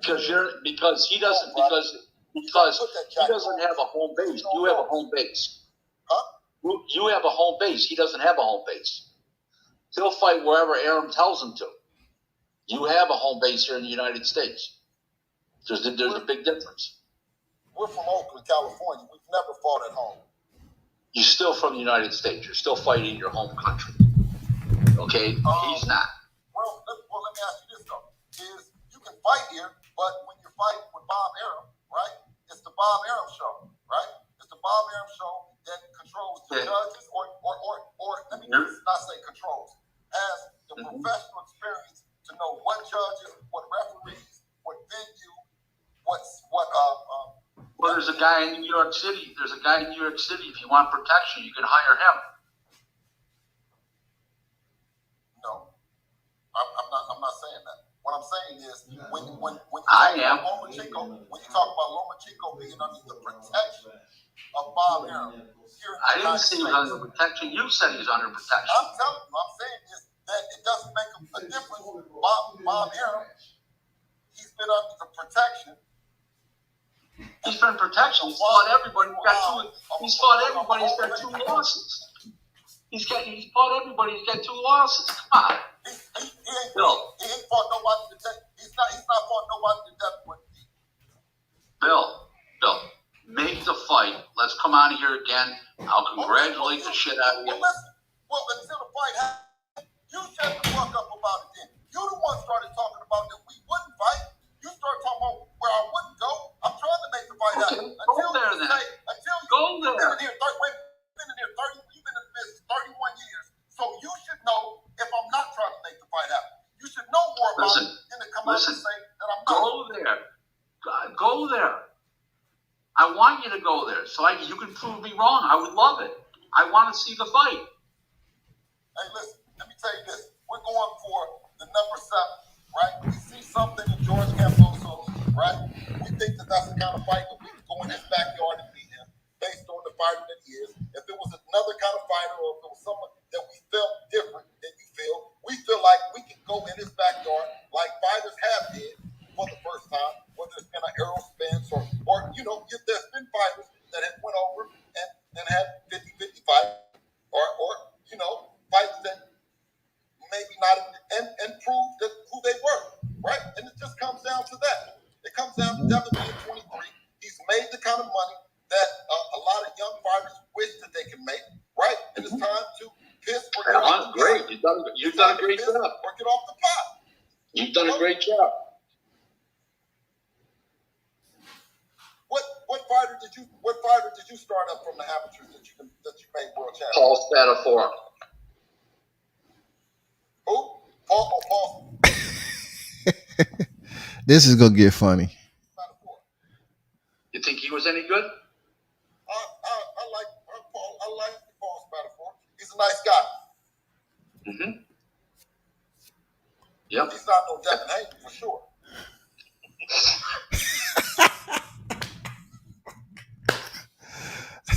That's a motherfucking classic, dog.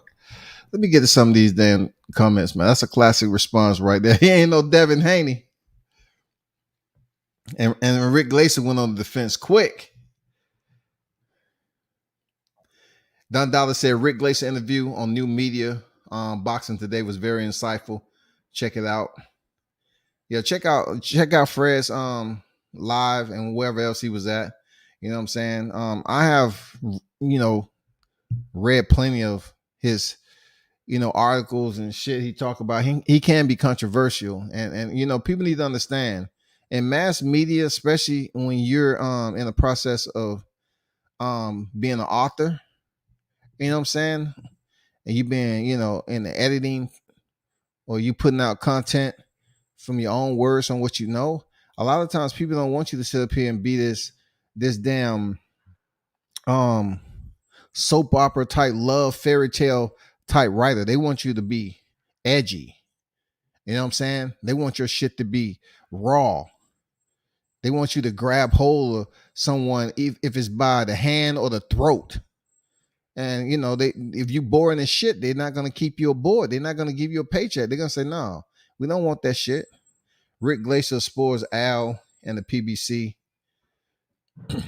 I think Fred was already talking about a lot of that shit that was going on at the PBC.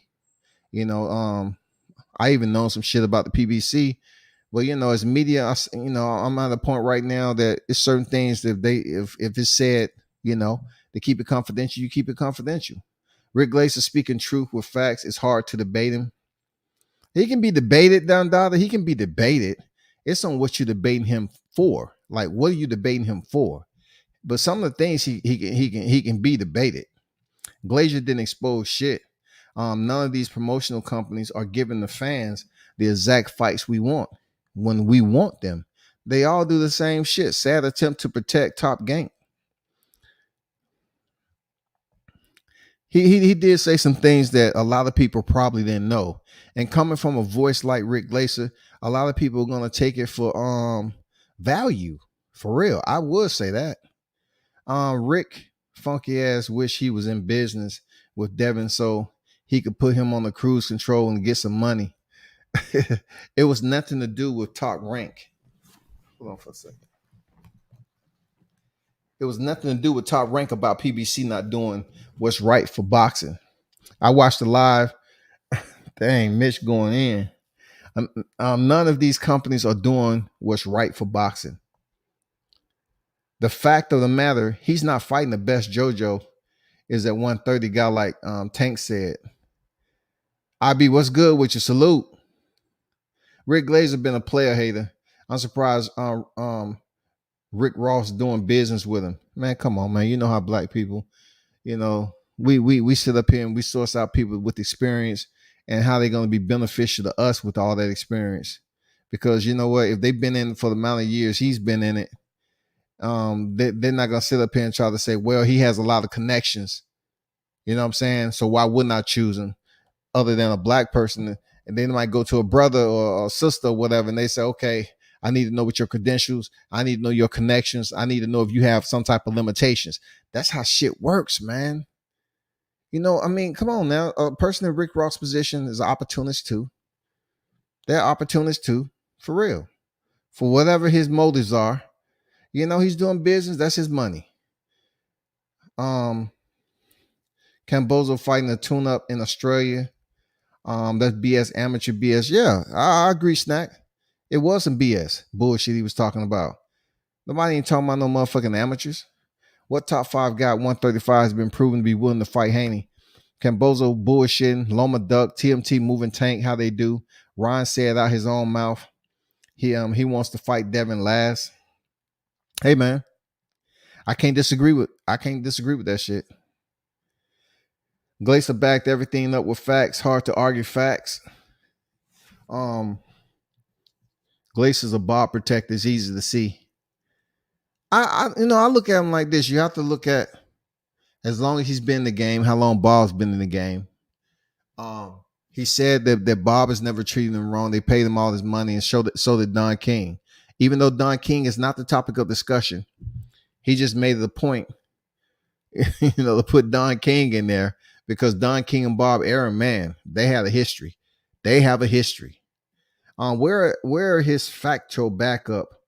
How Bill is protecting Devin, and how the fights that Devin Haney clearly wants and have been pursuing, there are none.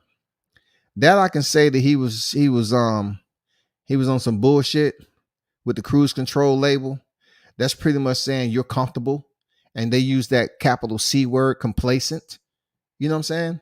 You're complacent. You ain't trying to move. You're on cruise control. We all know when you're on the highway and you put your shit on cruise control, your shit stabilizes out at a certain miles per hour. We know that shit. So therefore, you ain't trying to get anywhere fast. You just chilling. Unless you got a motherfucking Tesla. Glaser saying Bill is protecting Devin from making the big fights is straight up lie. They've been chasing Loma and Tio and now Cambosis. They have. I can actually say they put in all that effort to try to get a fight with Tio. They did. Glaser said that guy would have beat Mayweather in his prime, a guy who we know hasn't been beat in 50 fights. Let me go on. I'm gonna read the rest a little bit later. You don't think the guy who Floyd wouldn't fight 3 times? Come on, please. Hey, listen. Type in Devin Haney and Paul Spadafora right now. What's that? I said you can type in and Google. We saw Paul Spadafora before when he was young. When Devin was young, we seen what we got in the ring with Paul Spadafora. He was old and shot. Please, Bill. The guy was in his prime 99 to 2002. Stop already.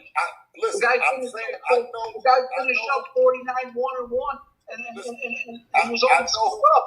They didn't get out of jail. I know who Paul Spadafora is, and I'm saying this. To me, he's not a Devin Haney. Okay, sure. That's what I'm saying. Sure. Okay. Okay. Good. How many people know who Paul Spadafora is in the chat? Paul Spadafora's been out. He hasn't been a champion in 20 years. Since 2003. I just asked the people in the chat how many people know Paul Spadafora. That's all I asked. Because you've got a big black population on this one. He's a white fighter. It hasn't been around yeah, right. 19 years. And the big time because he was in and out of prison. Well, first of all, not everybody in the chat is black. All right. That's an assumption. That is pretty much you're encompassing the host. All right. You have 2 hosts, Fred and Cal, and you got Bill on there. So 3/4 of the panel is brothers. So that's one of those assumptions where people will goddamn get at Rick Glaser, for being stupid like that. Like you can't say everybody in the motherfucking live chat is black just because, Fred is a black host. It's a lot of people that said some shit about Fred that don't fuck with him as black. And some people that said about that's white, but that's here we going, just grouping everything together. You know what I'm saying? You can't do that. And the reason why people wouldn't know Spadafora is the fact that, yeah, he'd been out the ring for quite some time. And you can't just sit up here and say, well, he's linked to Floyd Mayweather for these reasons. So that's why we should remember. The dude was a troublemaker. A dude was in and out of the bar. You know, he was in and out of incarceration, like a lot of fighters. We supposed to praise him for that? We're not doing that to fighters this day and time to get locked up. You just grouping us all together. Okay? Come on, Bill. Apples and oranges. Trust me. Floyd would fight him on a multitude of occasions, 3 times, twice as a lightweight. I'll leave it like that. Okay. Well, I'm not going to speak on that. One thing that I'm going to say is that we're going to eat your words. We're going to go to Australia, beat the shit out of George Camposo, and I'm going to come back on this show, and I want you, don't hide from me. You come back. And I don't hide. Hey, Bill, okay. Bill, all right. Bill, all right. I don't have to hide from anybody ever. Okay. Get that straight. Okay. Get One that thing straight. you're gonna do is you're gonna put respect on my name, and you're gonna put respect on Devin's name. Especially Listen, the 2 things that you missed. I like Devin as a fighter. Everybody says he's a great kid, even though I've never met him. And I just said a little while ago, you've done a great job with your kid. What more respect do you want than that? Listen. So you see, that time he said everybody says he's a great kid. Earlier he said one person. You know what I'm saying? You have to get that correlation together when you're speaking on, how do you respect, especially a black person. You just can't put the one black person out there. Hey, I talked to somebody, they say he was a good, I mean, it takes more than that, So, hey, kudos to Bill for sitting up and put some respect on my name, because Rick Glaser can be controversial, but that's part of the game. That's part of what he's about. He's in media. You know what I'm saying? He's able to allow his manuscript to do the talking. You know what I'm saying? And that is crucial. That shit is crucial, putting out articles and shit and having a base like he does and been in the game as long as he has. He has a motherfucking fan base too, dog.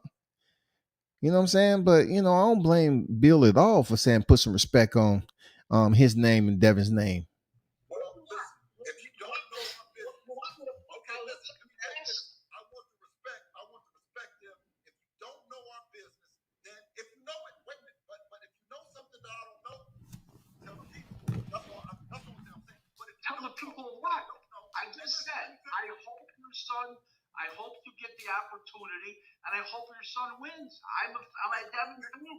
You're missing the point. I said earlier, you've done a great job with your son.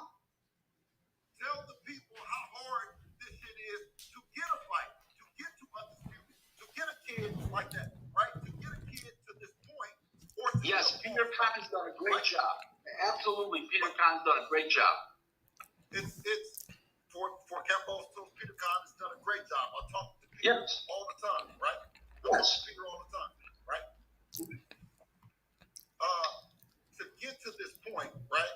And when you hear and you're working as a manager, right? You're making these calls, you're doing all the shit that you can do, right? And then you hear somebody says, no, he's not gonna do that. Come on, man. Listen, I feel slighted. You feel what? I feel like you're bullshitting. I feel like you're bullshitting, not that you're bullshitting the people, because you don't know shit about our business, but I was on cruise control and that I wouldn't go to Australia. I didn't say that. I said you are on cruise control. I said you've been fighting guys that you're supposed to be able to beat for a lot of money. Why step out of that lane? Is what I said. As long as you can make 135, stay there and do what you're doing. Don't put words in my mouth. No, so what you're saying is that if you was in Bill's position, that's what you would be doing. Absolutely. Okay. All right. So now we got it. Okay. You're speaking for yourself. You're not speaking for me, because we on that gas. We on the gas and we on their ass, and that's period. Okay. You know. I just hope that when you get over there, you can make 135 pounds. It's a little different when you're flying and stuff like that, and in different altitude and stuff like that. You need to go over there a month in advance. Hopefully. Yeah. Listen. And if you want to. Now check this out. He ain't lying. Rick Glaser ain't lying when he said that. Even though I believe he is just throwing some little jabs on Devin, to basically tell him it's a lot that I know that you don't. Even though he's not a trainer, and the only boxer that he pretty much highlighted was Spatafora, he's not lying about these trips. If you're going to travel over there, you need to go there in enough time so you can acclimate and you can get dialed in, and you're definitely on weight. Because if you want to go over there at the last minute, these long flights, your body does hold water. And then, you have to understand, what jet lag is. You have to get over there ahead of time, man, to try to, smooth a lot of that shit out. Other good advice, if you want some other good advice, that guy from New York City that I'd be taking him with you if I was you. And that right there, people, is what I say about people that's behind the scene, that speak certain truths that you can't speak of. You know what I'm saying? He's pretty much saying, hey, you pretty much should take that person because it'd be beneficial to you instead of doing, trying to do everything on your own. Because, hey, this is a big fight. I said the same shit before Deontay Wilder walked in there for the rematch with Tyson Fury. I said they have to make sure they're perfect that night. They have to everything locked down. And it wasn't the case. It's just what I thought it would be. One of the most controversial fights ever to remove that WBC title. Pretty much, Rick Glaser's telling him, that person in New York, you need to take him with you, because you're going to need him. For that. And listen, a lot knows best. You have a great night. I'm going to do the best that I can, like I'm doing it. And, good luck to you and happy 2022. Thank you. You too, sir. Hey, peace. Hey, Fred, thank you for letting me come to the All the time. Thank you for the platform. Boxing section, peace. We tell him, Like you know that. All right, peace. Man, it's shaking in the shop, man. Come on. We got the whole boxing community in here, Rick. We got the whole boxing community in here. Hey, by the way, do you want to say, because Leonard Ellaby is watching too, so anything you want to say to Leonard Ellaby? Leonard, bro. For sure he's watching. Okay. I only have one thing to say. Okay? I dress respectfully. Leonard is the best dresser that I personally know. Okay? Great dresser. Okay? Off the top of my head, I can't remember. There was like 5 or 6 of them that they've made. Okay? Now, you got to remember something what happened with Heyman with Fury and Wilder. That was cherry picking gone wrong. Okay, they saw him come back from his 3-year hiatus, his sabbatical. He looked fat and sloppy in those 2 fights. He fought bums. So they said, we're going to pick on this guy. This is easy pickings. He brings foreign TV money, and this is easy.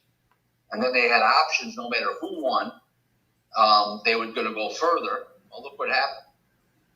That was cherry picking gone wrong. So it wasn't Al Heyman reaching out to make a fight with Frank Warner or Bob Arum because he thought he was going to. Remember, Arum didn't have Fury in the first fight. Warren went to him between fights 1 and 2 and made the deal. And then they delayed it and they gave him 2 bouts, and the rest is history. So you section, you understand what I'm saying about TNT and Floyd about how they only got one moneymaker? Hello? Kyle.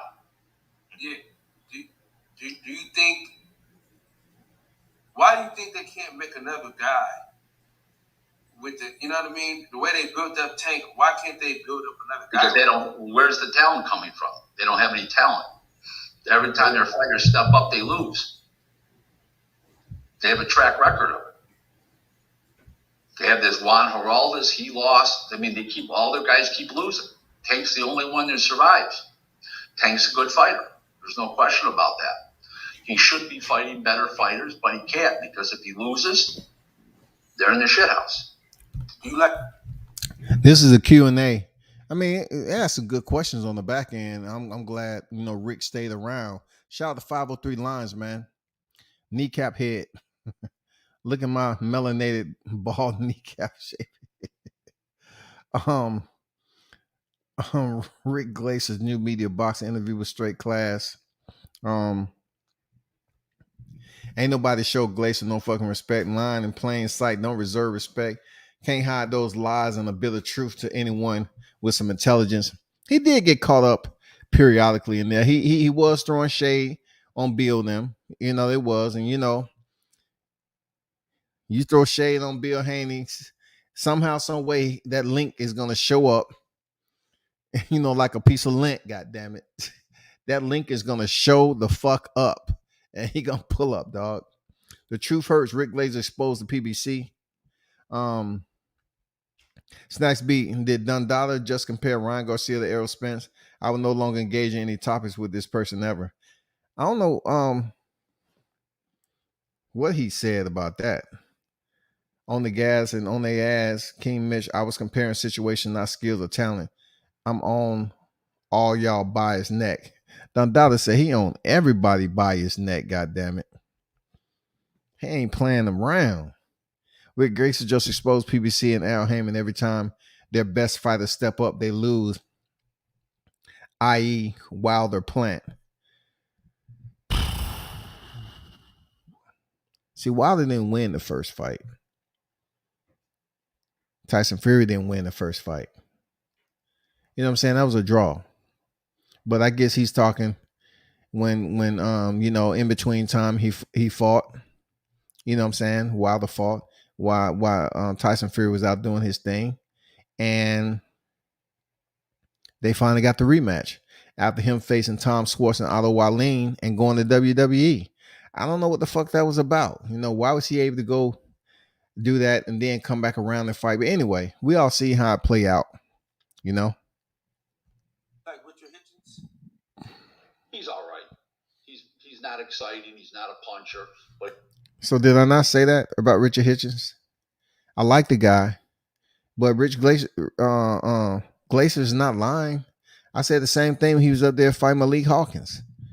He can box, but if he believes that he's going to be a superstar attraction, that people want to take out their weekend to go see him fight, he's going to do something different, bro. Like, he has a jab. He's fundamentally sound, but damn, dog, like, no. But he's a good, solid guy. But I believe he's 140, isn't he? Yeah, 140 pounds. Yeah, he's 140. But he's a good fighter. He's solid. He's very solid. Thomas Davis says Rick doesn't know about MBF. That's a shocker. No black fighters as it pertains to the. Yeah, I didn't know. I never heard that because not associated with Top Rank. With that. I feel completely differently. What do you think about Logan Paul saying that Floyd Mayweather and Showtime didn't pay him? Something doesn't sound right there. Okay. In defense of Floyd, something doesn't sound right there. Like Showtime, the lawyers for Logan Paul should have had Showtime pay him directly. That's what I. Something doesn't sound right. Okay, maybe I'm wrong, but if they did, the error it was on Logan. I'm not saying Floyd didn't do it, but the error would have been on Logan Paul's attorney. Right. Right. You know, because why would he let Floyd handle their money? That would be ridiculous. Can you explain how it works with fighter A, fighter B is fighting on Showtime? How does the money work? Every fight's differently. No, not the amount, but the logistics. In other words, where the one fighter comes out of the star corner and he gets introduced, comes in the ring last, gets introduced last, and he's normally the fighter. I'm talking about the money. Like how do they get the money from the network per fight? Oh, the network, they don't pay the fighter. The network doesn't pay you on a per fight basis. They pay you on a per event basis. So they'll give you like $3 million to do the show, and you pay the fighters, and then between the gate and if you got sponsors or whatever revenue you produce, you know, it's all yours. Minus your expenses. Right. And we have a super chat question. Boss says, so Fury was a cherry pick for Wilder, but didn't Wilder try to fight AJ first for undisputed? No. We're talking about the first fight and the second fight. Okay? That was before the third fight, because there was a lot more money in the third fight with a first fight with Joshua than the third fight with Wilder. So this is what I'm talking about. How he is getting caught in the goddamn net, because when you say cherry picking gone wrong, you're pretty much saying he thought Tyson Fury, of all people, just because he was coming off a hiatus, he was a former unified champion, coming off hiatus, and let's fight him, because Tyson Fury was still undefeated. If that's what he's implying, then why is he number one heavyweight? Why is Tyson Fury was up there at the top 3 heavyweight? You know what I'm saying? And he did, Deontay Wilder fighting Anthony Joshua is pretty much irrelevant to the Tyson Fury situation, unless you saying that Deontay Wilder's a cherry picker, period. You know what I'm saying? But if you're trying to say he cherry picked Tyson Fury because he was coming off long hiatus, drugs, fat, out of shape, deconditioned, and Team Wilder thought it was easy work, you'll have to basically isolate that strictly to Tyson Fury, which I don't think that was the case. I think he was providing, Tyson Fury opportunity like he provided Luis Ortiz. You know what I'm saying? It just didn't work out for him. Jay Ocho on deck. What's good?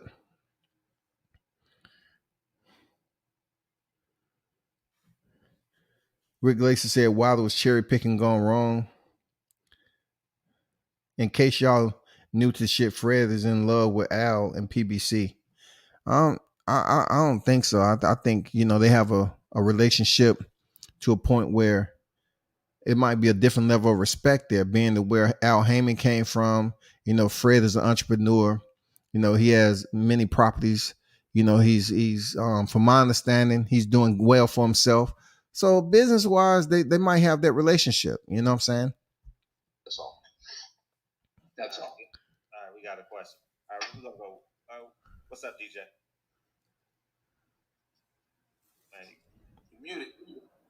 You're muted. Go ahead and ask the question. You're muted. Okay, can y'all hear me now? Yeah, go ahead. Yep. Man, listen, that whole narrative that Fury was a cherry pick gone wrong, it really bothers me, because nobody remembers when Deontay Wilder and Fury had that back and forth in the ring with each other back in 2016. Remember when Fury's like, I'll beat you like I did Klitschko, and Wilder, I'll baptize you? Nobody remembers that. See, to me, that's him answering a call out, unlike Anthony Joshua and unlike other heavyweights in the division. Nobody remembers when Joseph Parker was supposed to fight Deontay Wilder, and Eddie Hearn came in the night and stole the belt from him. Nobody remembers when Charles Martin was supposed to fight, and Eddie Hearn came and bought the belt in the middle of the night. So that whole cherry pick going wrong. He gave him 2 fights. Because Anthony Joshua wasn't going to give him a shot. He gave him 2 fights to get ready. Sir, what is your first name? DJ? DJ. You can call me by my initials. You can call me by my initials. By what? Yeah, DJ. We go with that one. DJ, yeah. Let me explain what I meant by that, okay? Okay. He looked shitty in his 2 comeback fights after not fighting 3 years. He had love handles all over him. Everything was bouncing around and everything else on Fury. He looked terrible. They went. And that's Wilder's fight. That's Wilder's fault. How? Sorry? And that's Wilder's fault. How? No, it's not. It wasn't Wilder's fault. It was Al Heyman and Shirley Finkel's fault. Okay. Wilder's not picking who he's fighting. Those geniuses are picking, and they pick wrong. And they had rematch clauses, and look what happened. Shattered dreams. Right. My guy fought. He lost. It is what it is. But Fury wasn't no fucking cherry pick. He answered a call out and gave him 2 fights to get ready. No. I don't care if he looked shitty in them 2 fights. He gave him 2 fights to get ready. Arguably, he knocked him out in that first fight. You're not. Okay. Yeah, and I told what's his name? I told him. Nandada. What's going on, brother? What are you talking about? It's definitely Wilder fault because he cherry lit going on. I don't think he cherry picked Tyson Fury because Tyson Fury was never in the position where he was outside of the top 10 when he was competing. Like when he came off, he got off the belts from cheating, came back, and he still had stock. They was talking about this man was a lineal champion. This man him falling years, he a lineal champion. They still gave him respect. So how did Deontay Wilder cherry pick though? Like how was he cherry picking a guy who fought Sefa Safari and Francisco Pianetta, dog? How was that a cherry pick? You know, just because he fought those two guys to get back into the groove, and then he fought Deontay Wilder his third fight. I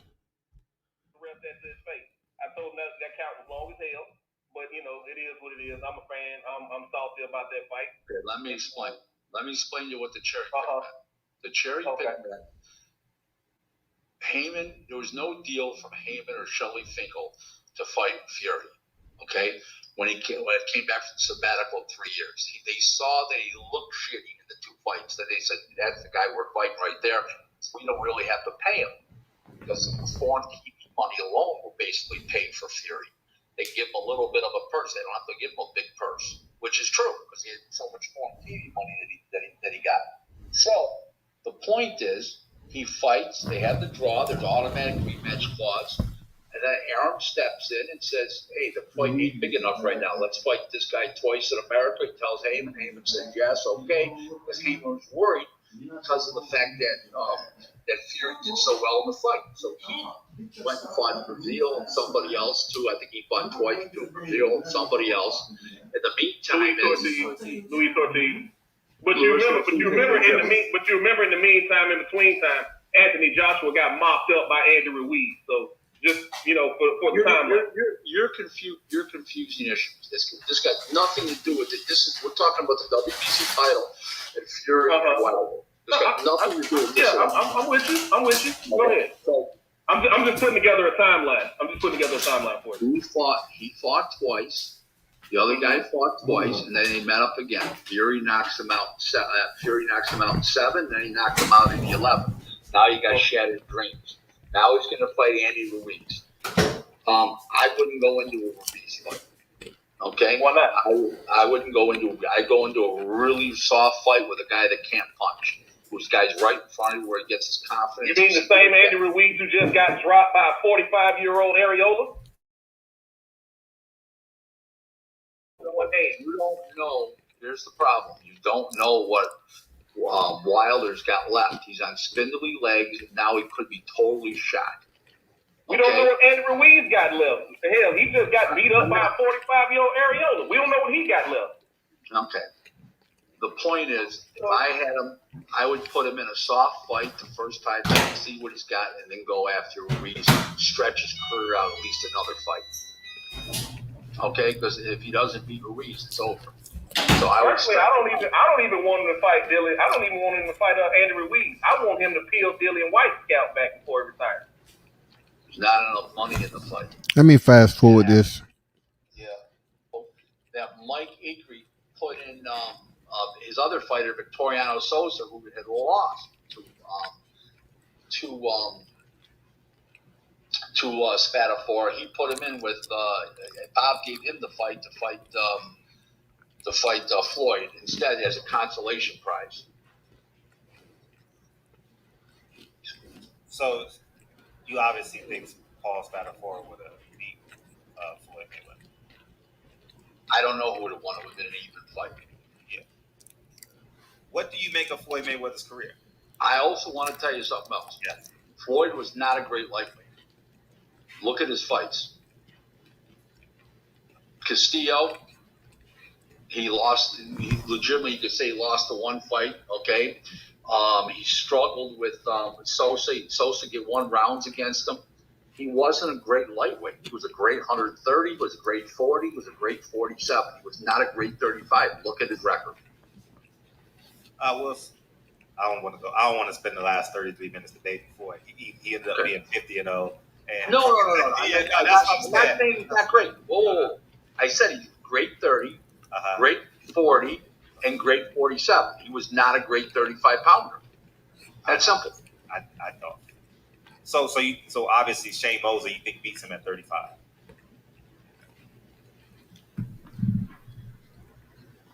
Yes. If they would have crossed paths at 35, Shane would have beat him. Yeah, because Shane would have beaten Jose Luis Castillo easy. Yeah. Right. LB Slugger said Bud played cards, right?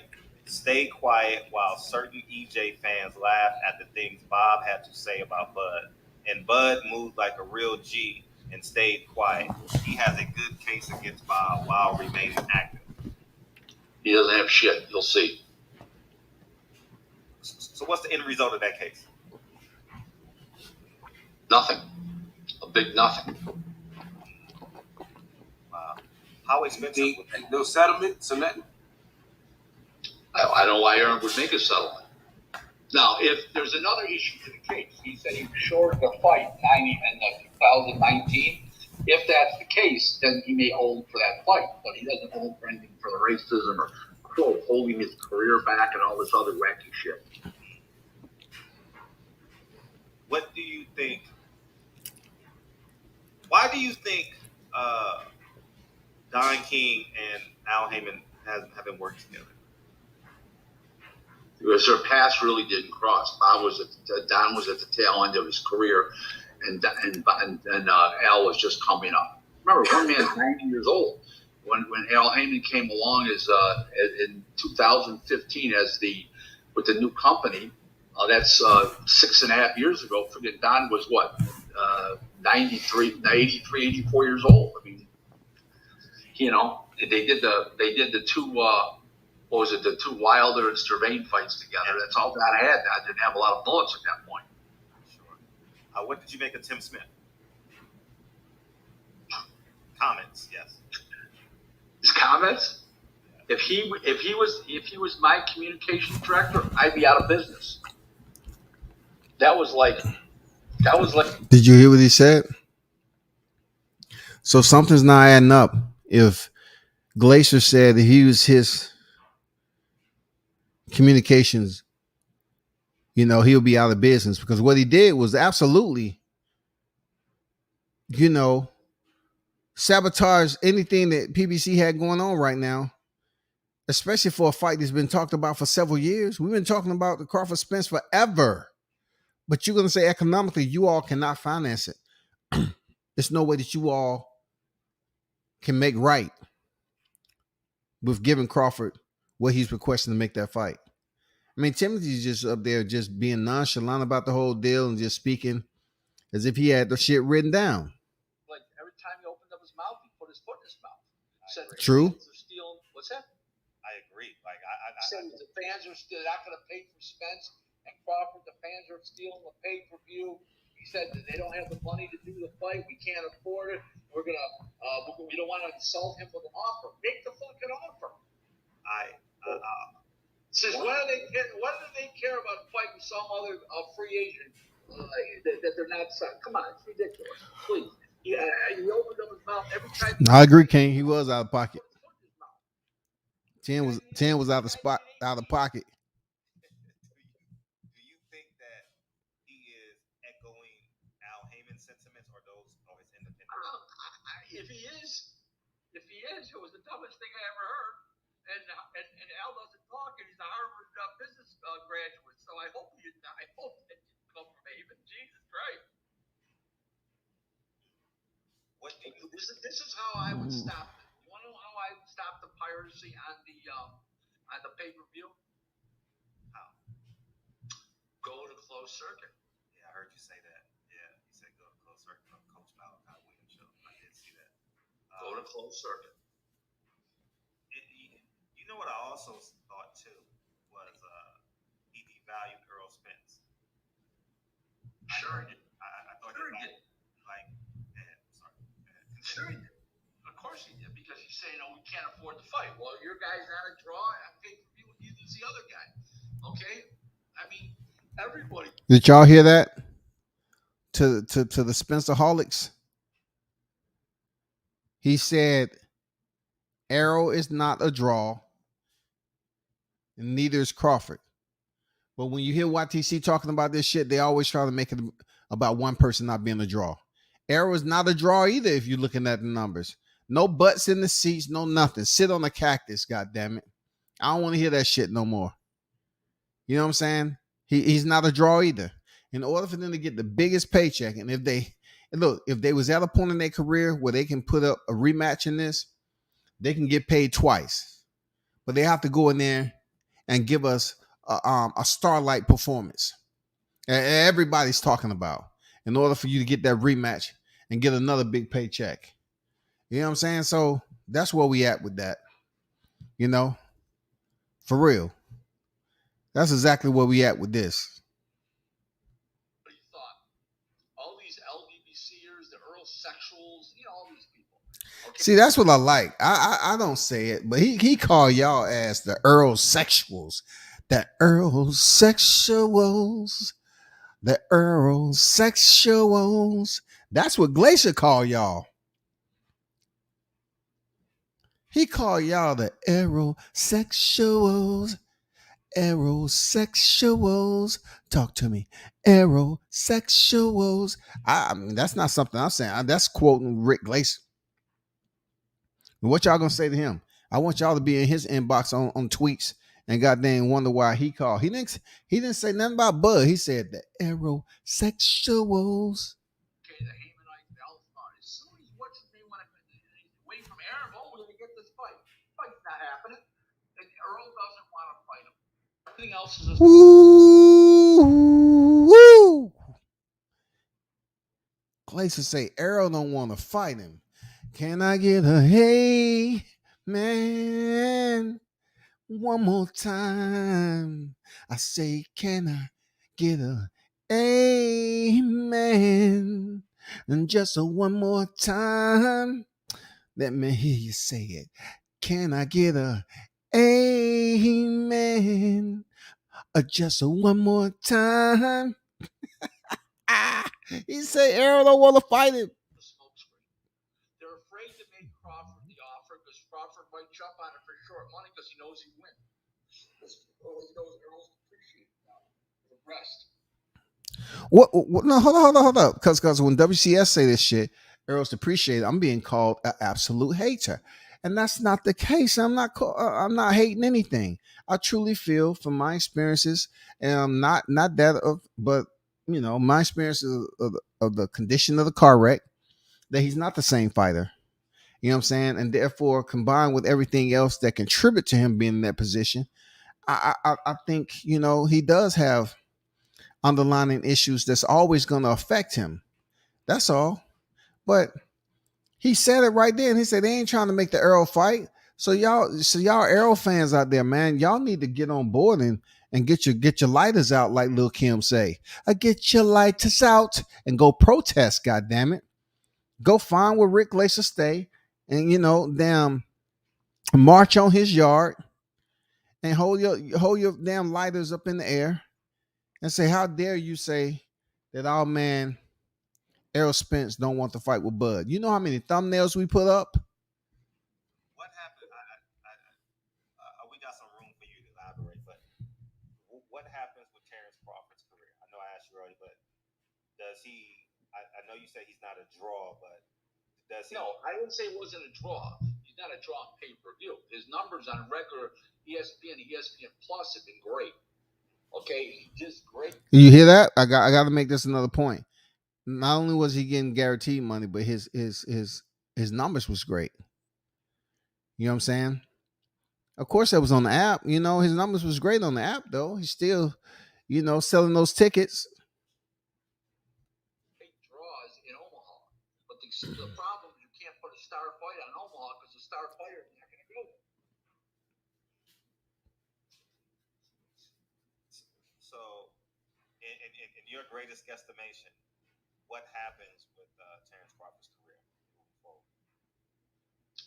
I think he needs to drop this lawsuit, come to his senses, and go fight Josh Taylor and pick up millions of dollars, win a fight, another fight, and keep going. But now listen, he's really screwed. Here's why. Ready? Yeah. If Spence wins against Ugas, he's not fighting what's his name. Okay? He's not fighting Crawford.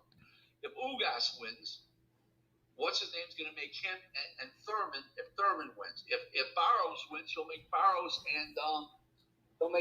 and Ugas. So just to reiterate, he said that if Errol Spence wins, he's not fighting Terence Crawford. If Ugas wins, he's going to fight Keith Thurman.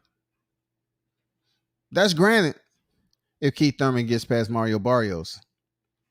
They're just basically trying to say that Terence Crawford is going to be out of the grand pool of things from this big fight because Ugas is going to fight Keith Thurman. How true this is, man, all we have to do is timestamp this interview. We know where to find it and see how things played out in the upcoming weeks, man. That's all we can do. Why is anyone to pay Spence, Crawford $5-6 million? They're not going to. See, if I was him, this is what I would have done. I would have stayed with Top Rank, and I would have restructured a deal and taken a little less per fight and fought 3 times a year instead of twice. That's what I would have done. I actually think all of them should do that. Well, okay, but that was I was saying this for him in particular because you asked me about Spence. Yeah, like I think a lot of these fighters need to do it. Like especially the PBC fighters. I think they look like Jamal Charlo. He's sitting waiting for one lump sum. I think he needs to fight once a lot more. I mean, so many fighters, man. I mean, obviously, it's amazing they're twins. One Canelo will be long. Hold up. What's that? I think Triple G's a fraud. No, I didn't say it wasn't a draw. He's not a draw on pay-per-view. His numbers on regular fight Josh Taylor and pick up Hold up. The deal and take it a little less. I want you to hear what he said about Charlos. Instead of twice. I get the pronunciations confused. That's fine. What do I think of his career? It's a dud. He was a very, very good junior middleweight, and he's been a lousy middleweight champ. Don't have no balls. What do you think? Don't have no balls. You asked me about Spence. Listen to this. I think a lot of these fighters need to do it. Let me hear your comments on this. I think they look like Jamal Charlo. He's sitting waiting for one lump sum. I think he needs to fight once a lot more. I mean, so many fighters, man. I mean, obviously, it's amazing they're twins. One's got balls down to his ankles, and the one don't have the nuts he's born with. What do you? Damn. Which one? Jamal. Oh, the 54-pounder's got balls. The 60-pounder don't have no balls. What do you think of Derek James as a trainer? Very good. Very good, right? Very good. Boo! Boo! Boo! Which one is that? The 60? Yeah, 160. Yeah, I get the pronunciations confused. What do I think of his career? It's a dud. He was a very, very good junior middleweight, and he's been a lousy middleweight champion. How about Triple G? Excellent career. I think he's a fraud, man. What's that? I think Triple G's a fraud. No, he's not a fraud. He's not a fraud. You don't think he stole some money? No such thing, obviously. I understand where you're going to go with that. Do you think he beat Derevchenko? Oh, it was even. I would give a slight edge to GGG, but it was pretty close. Yeah, very close. Good fight. Who beats Canelo? Nobody right now. The guy who gives him the best fight, okay, is at 68 is Benavides, and the guy who gives him the best fight at 160. PSA is Benavides. It's not Benavides. Benavides. Oh, I don't think he's not fighting no Beterbiev at 75, man. You know that would. No, I'm not saying he is, but I'm saying that would be the best fight for him at that weight. How you feel about Jerron Ennis? Sensational. Great. Gonna be a great. Oh God, get with the Errol Spence. They mentioned Jerron Ennis. You hit him on the chin, and we don't know what happens if he's behind in a fight. If he panics. See, I respect the points he just made about him being touched on the chin and how he's going to respond if he's behind in a fight. Those are two legitimate concerns to have. You know what I'm saying? And they're respectful concerns about Jerron Ennis. That's all I'm saying. Jerron Ennis can fight. He looks good. I mean, out in these streets, these boxing streets out here, man, ain't nobody talking bad shit about Jaron Ennis. Or he's got the gumption to get out of a mess. We don't know that yet. But those are character issues, right? That's a character issue. And we don't know if he's got a good chin because he's never been hit. But what I see, fantastic. He was related to the guy. I mean, everything. They were hiding it out. Come on, please. Live up to your mistakes, man. I've lived up to my mistakes my whole life. But I haven't made a lot of them. You made some big ones. One might say. I made them big. They were real big, but I haven't made a lot of them. Oh, Clarissa Shields. How about her as a fighter? She's good. She's boring. She can't punch. She makes methodical fight, but she's a good fighter. She's definitely one of the best fighters in the world. Not even a question about that. What female fighter would you want to see? None of them. I don't like female boxing. I don't even vote on them at the Hall of Fame. I'm an elector at the Hall of Fame. I vote on modern boxing. I vote on observers, and I vote on non-participants. I don't vote on old-timers. I don't vote on pioneers, and I don't vote on women. I have no expertise in those areas. Wow.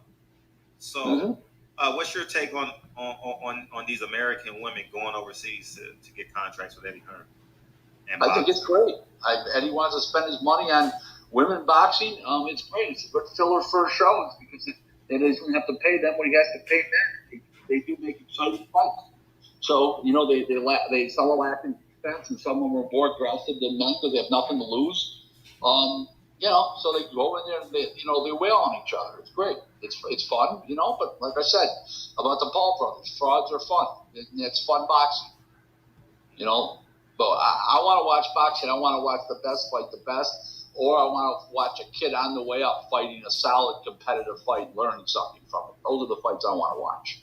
Why haven't, Clarissa Shields has been very vocal about Al Heyman not signing female fighters. Why is that, do you think? Why he is not signing female fighters? There's no money in it, unless you're putting asses in the seats like they do in England. They're not going to put asses in the seats for women fighters in the United States. So I can understand why Eddie's doing it because it's a cheap filler for him. Heyman's already got 250 fighters. What does he need a bunch of females for? And Arum's only got one female fighter. Kaya Meyer, whatever. Yeah. Mm-hmm. Yeah. What? And you're working with Frank Warren, correct? No, I'm not anymore. His son and I had differences in how to do things and stuff, and he's the owner's son, the boss's son. So I said, let me please go on my merry way. So that didn't last too long, but I still have a working relationship with the Warrens and stuff like that. I'm proud of, but I wouldn't let George Warren be my boss. I'll give you that clue.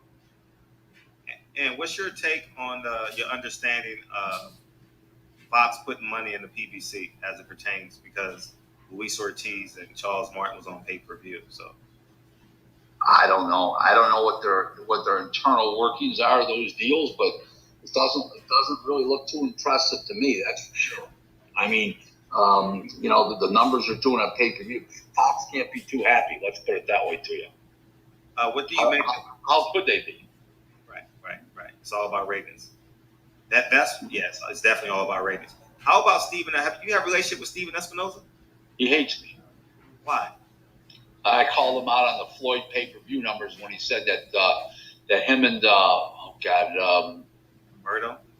Yeah, Berto did a horrible pay-per-view. It did great, and I knew it did horrible. It did really, really bad, like under 400,000. He said it did, broke $1 million or some crazy figure. That wasn't even reason. It wasn't even reality. So, So he's not a fan of mine. There's no question about that. But he knows I know my business. Okay. So Thomas Davis, appreciate you. Thoughts on Valdez Robson decision and Valdez statute? Well, Valdez is going to end up fighting the 126-pound champ, Navarrete, moving up. What did I think of the decision? It was close. I thought Valdez won, but it was very close. No question about that. And what's your take on him being able to fight, but being on drinking herbal tea? Well, the problem was that under the VADA rules, okay, the WADA rules, that was legal, and under that the WBC uses, but under the VADA rules that they were using, it's illegal. So there was a big conflict there, and they did the right thing. So that's the story there. What's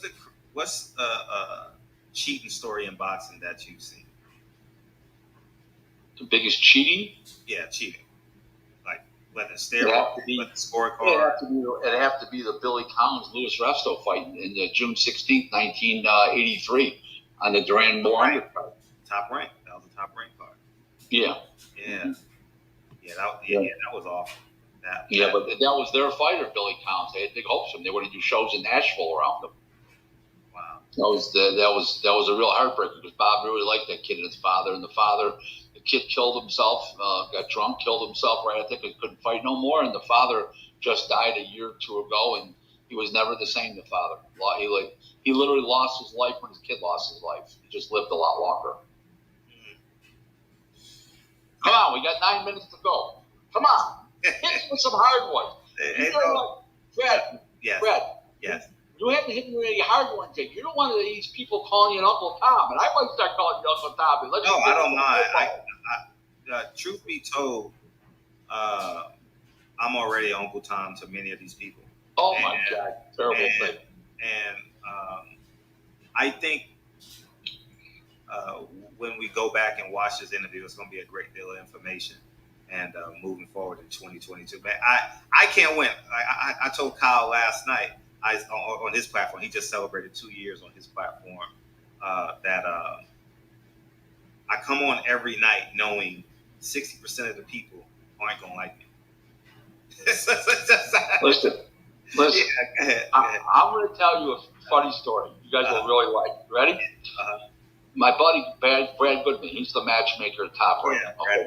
Him and Berg Strampler. Okay. Brad said to me something once. This guy hates you, that guy hates you. I says, Brad, you don't understand. I love when people hate me. It's the greatest feeling in the world. Think about it. You like to heal the rest. Sort of. Yeah, and I only have one thing to say. Yeah. The people I do business with think the world of me, and my wife loves me. That's what counts. My family loves me, well, sometimes, but everybody I do business with respects me. That to me is very important. Respect is more important than love. That came out of the Bronx Tale. Bronx Tale, yeah. Now listen, you haven't asked me many questions about Rick Ross, which from LA. That's why I was going. Come on, I have it in my mind. If she doesn't reach over and open the door. One of the great movies most underrated movie ever. Yeah, I love Bronx. There's so many lessons learned from that movie. It's incredible for young people. Yeah, it's a help. Now, see, I go hard on everybody. The reason why Bob and I have a good relationship because I pulled him to the side and I said, "Don't you ever fucking talk to me like that again." Simple. He went off on me, and I said, "Bob, I understand I was wet behind the ears. I was very young, and I said, Bob, I respect everything you do, but I'm a man just like you can't." He did me like Mike Coppinger, but not on that level, right? But I said, Bob, never again. Never again. And me and Bob has been cool ever since. I've disagreed with him. I've sat next to him on the bus, yelled at him, disagreed with him, agreed with him. And I mean, he called Bob. Me and Bob is so cool, for real. He'll call me and be like, "Let's go." Like that's the relationship we have. And now, I'm not giving him an ass or anything like that, but here's a funny story about Coppinger. Isn't really funny, but it's sort of cute. You'll like it. So when he moved from Marina Del Rey in LA and he moved to Miami Beach, I started hashtagging him a Miami Mike, hashtag Miami Mike on Twitter and on the text messages was buses calling him Miami Mike. So that, but Aaron called him, you little prick you. I hashtag you little prick you. He even thought it was funny. Yeah, that was funny. Bud don't need Top Rank. Can get Keith, Mikey, or EJ. Who's putting up the money? Everybody's missing the point. Spence won't fight him, and the other, who's going to put the money up? Yeah. Come on. What's your take on? Go ahead, Kyle. That was one. You go ahead, because mine will be a longer question. What's your take on the Golden Boy and Golden Boy PR person calling Al Heyman a nigga? I don't know who that PR person was, but I think it's disgusting. And I would have fired the guy, or woman, whoever it was, I would have fired him immediately. They wouldn't have had a prayer. Yeah, out the door. I would have locked the door on, taken your keys, locked the door, taken your cell phone from them. If it's Oscar's company cell phone, and I would have thrown them right out the door.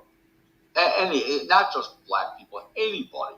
You don't do that. Completely uncouth, classless, just awful. It doesn't matter the religion. It doesn't matter the color. It doesn't matter the ethnic background, the nationality.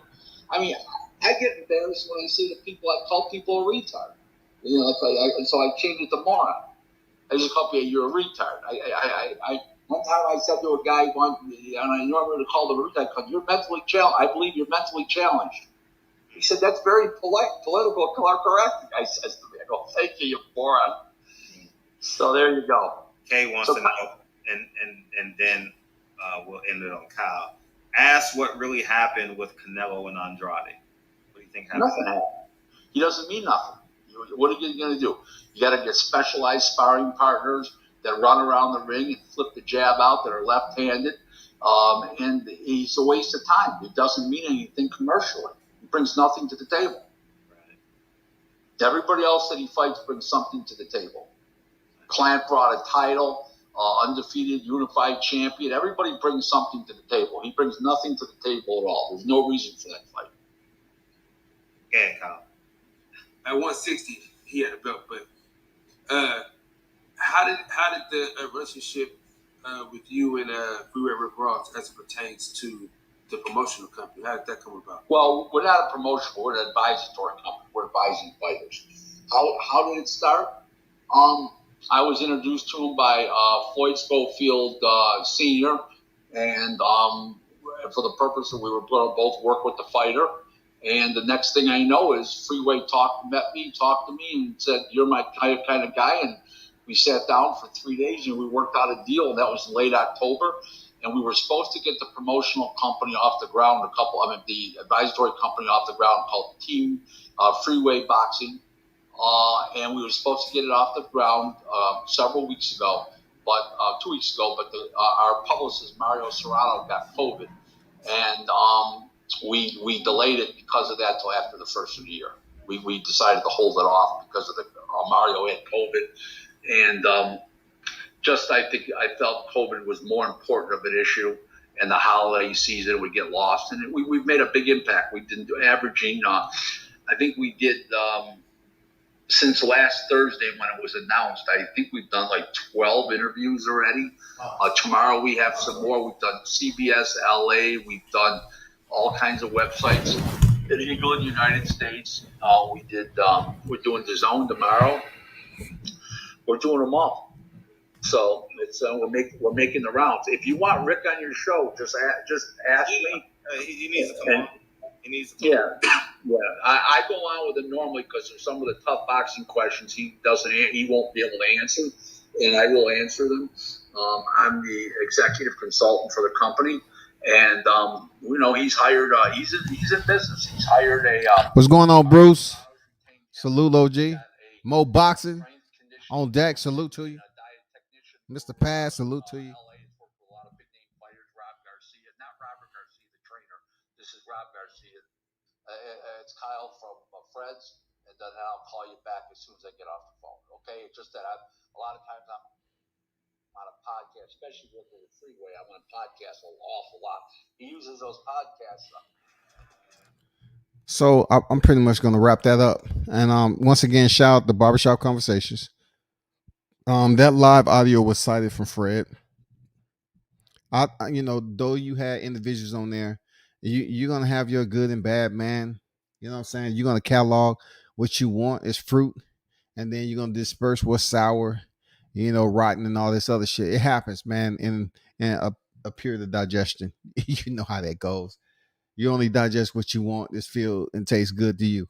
So, man, shout out to Fred for putting on a damn good live, having some damn good guests on there. And, I'm pretty sure I've said this before, but always remember, even though you hear people that say some shit that's fucked up and you don't like them, it's sometimes it's better to pay them attention so you can understand the other side. How are you going to be someone that's aware of something that you never heard? How are you going to ever be cautioned about something that you never heard or seen or experienced? Listen to the other side, even though it's controversial sometimes. You don't have to sit up here patting them on the back. Fans be doing the most, but you can't accept the disrespect. Here, when people on their platform, they absolutely disrespectful. I can see every bit of why Haney pulled up on them. Look, at this point, I can see every bit of why Bill Haney is advocating for Devin. Outside of them being a father-son tandem, they're trying to get to a different place in boxing. And, with the influence of Mauricio Suleiman has pretty much anchored that. He pretty much was the one pouring the cement in the ground and making sure it hardened up. He had blower fans out there. Mauricio Suleiman ain't trying to see them progress nowhere. He's trying to rename the belt that Devin has. It came off his conveyor belt. It came off Mauricio Suleiman's WBC conveyor belt, dog. So, man, you know what that shit's about. So, give it up for Bill Haney for out here putting in an extensive amount of hours on what people think he should do. That's what he's supposed to do. That's what he should do. But no, it's the work rate for which he has to do it. Like he'd be doing other things. They live a totally different lifestyle than we do. He in between fights. They have to sit there and twiddle their thumbs and try to find out, like he said. The only way they don't get the fight is Kambosos choose Lomachenko. That is absolutely true. That is absolutely true. I really hope Bill and Devin get this fight. And the rest is what it is. I'm a person, hey, I don't care what nobody else say about them. I'm just saying, I truly believe he's been listening to the audience in that Linares and JoJo fight. He did fight different. He was fighting like he gave a damn. He's understand. He was trying to put forth a better effort. I hope they get the fight. But if Kambosos choose Lomachenko, is just what I said initially. I said he was just playing the public. He was just talking shit just to get where he was. He had to go in there and perform. He got that shit out the way. And now he's feeling himself to the point where he don't give a fuck about the fans either. You saw what happened when he was in Vegas on the press tour. He was just talking shit, saying the same thing. We seen this fight. We seen that fight, and now we need to wait till Lomachenko. And after Lomachenko, fuck that shit. I'm not taking no easy shots. Fuck that shit. I'm gonna fight the toughest guys. Well, you say you want to clear up all the confusion. There's one belt that's out there. Easy fight to make. Easy fight to make. Let's get it. Barbershop getting them boys in the chair and getting them good and comfortable. Shouts to Fred for interviewing. Glaser slimy ass was throwing some disrespect around, though. He was, Mitch. Hey, I agree with you on that. He was showing some disrespect there, Mitch. Real talk. Didn't listen to the Barbershop interview. Man, check out the Barbershop interview. The title is this. Mr. Paz, Crawford sues Bob Arum and Top Rank over racism. with Rick Glaser live. So, y'all be sure to check out the interview, man. Once again, shout out to Barbershop Conversation Fred and the boxing section co-host. And shout out to Bill for dropping through and Rick Glaser. Even though, a lot of people in here didn't care too much for Rick Glaser. Hey, you learned some shit. The man been in the game for a long time. You can't go up there and slap around all the old geezers. How you just the old geezer? You gotta listen to these old geezers sometime. They want to tell you about what they experienced. And look, you can never be in the mentality of that's where you came up at. I never experienced something like that. Yeah, you might. You might, shawty.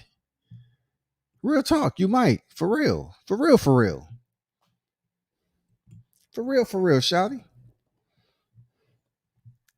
But hey, man, I'm supposed to be on the panel with Bruce Gold's Boxing, Jazz, and More Monday. He's gonna let me know on what time.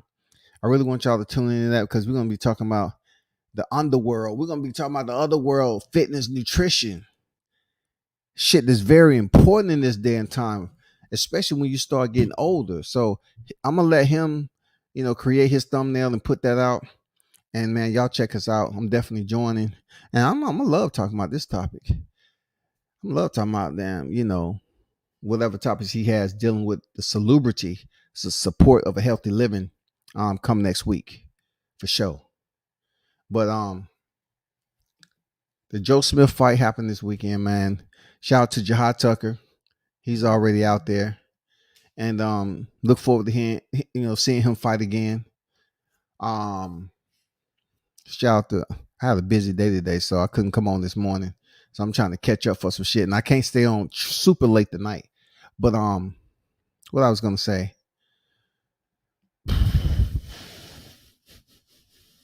Shout out to Team Williams. You know what I'm saying? He's in the police academy as we speak. So he's grinding out, about to become a law enforcement officer. So shout out to Team Williams, Michael Williams Jr. 150. Salute to you. You know what it is, fam. We got a big card coming up. There's a lot of stuff that's taking place down here in Atlanta boxing.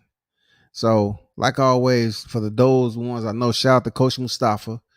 The grindhouse down here. He changed locations. And if you ever hear, go check out. He got mad cosigns from fighters coming down here.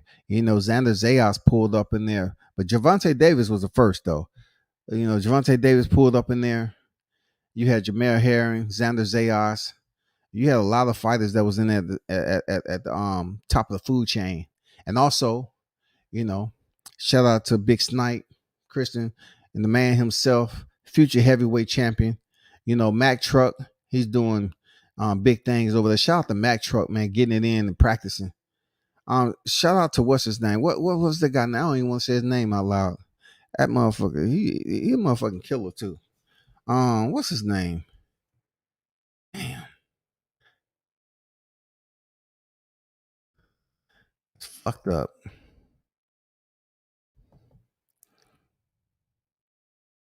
Damn, it's fucked up. I forget his name. But anyway, shout out to Brian Norman Jr. I gotta find out this other Brian Norman Jr. Assassin 2.0.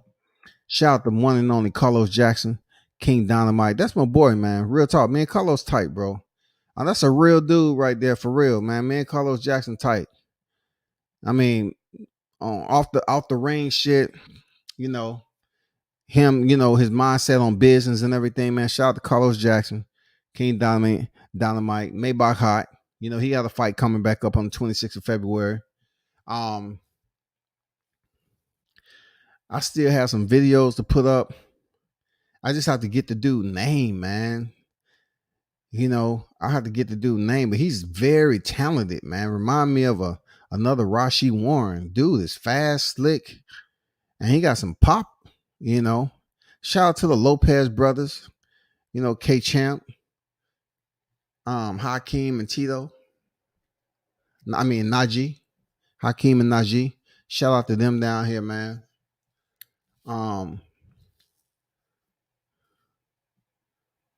Mo Millions. Shout out to Mo Millions down here. Keep popping. The Montgomery brothers, man. I know they up there training with Kenny Porter. But guess what, y'all? I'm going to take the time sooner or later. I have a video of all the Montgomery brothers when they was fighting, because all of them not fighting right now. But I got a video, a card where I have Brian Norman Jr., Carlos Jackson, Montgomery brothers. I think Tay Jones was on that fight card. Shit, that was a fire motherfucking card in the A that time. Damn. Who else am I missing up this motherfucker, dog?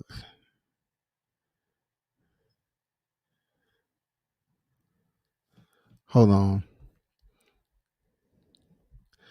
I gotta do this guy justice, man, because I don't even wanna, it'd be disrespectful, in my opinion. Let me see, can I find him my shit?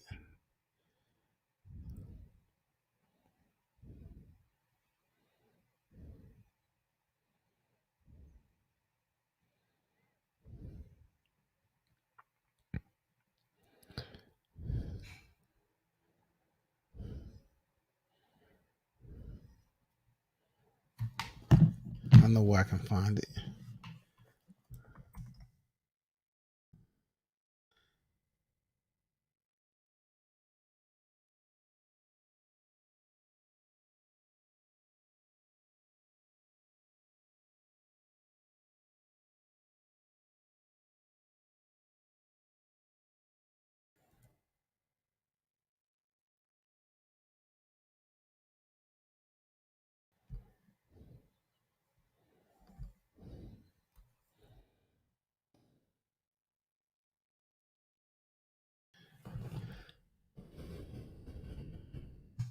Yeah, shout out to Brandon Gladden.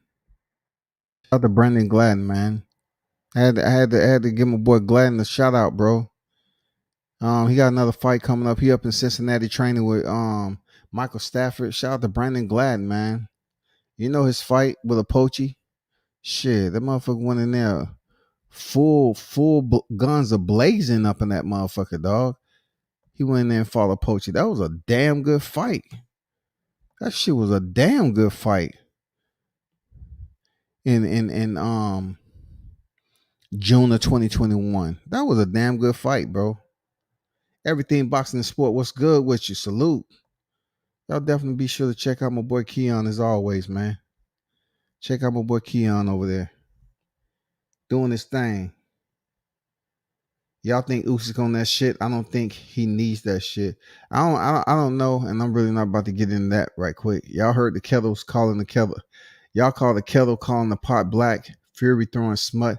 Usyk name calling him a steroid, man. Y'all heard that, but Usyk's willing to say and do anything for attention. You know that for sure, for real.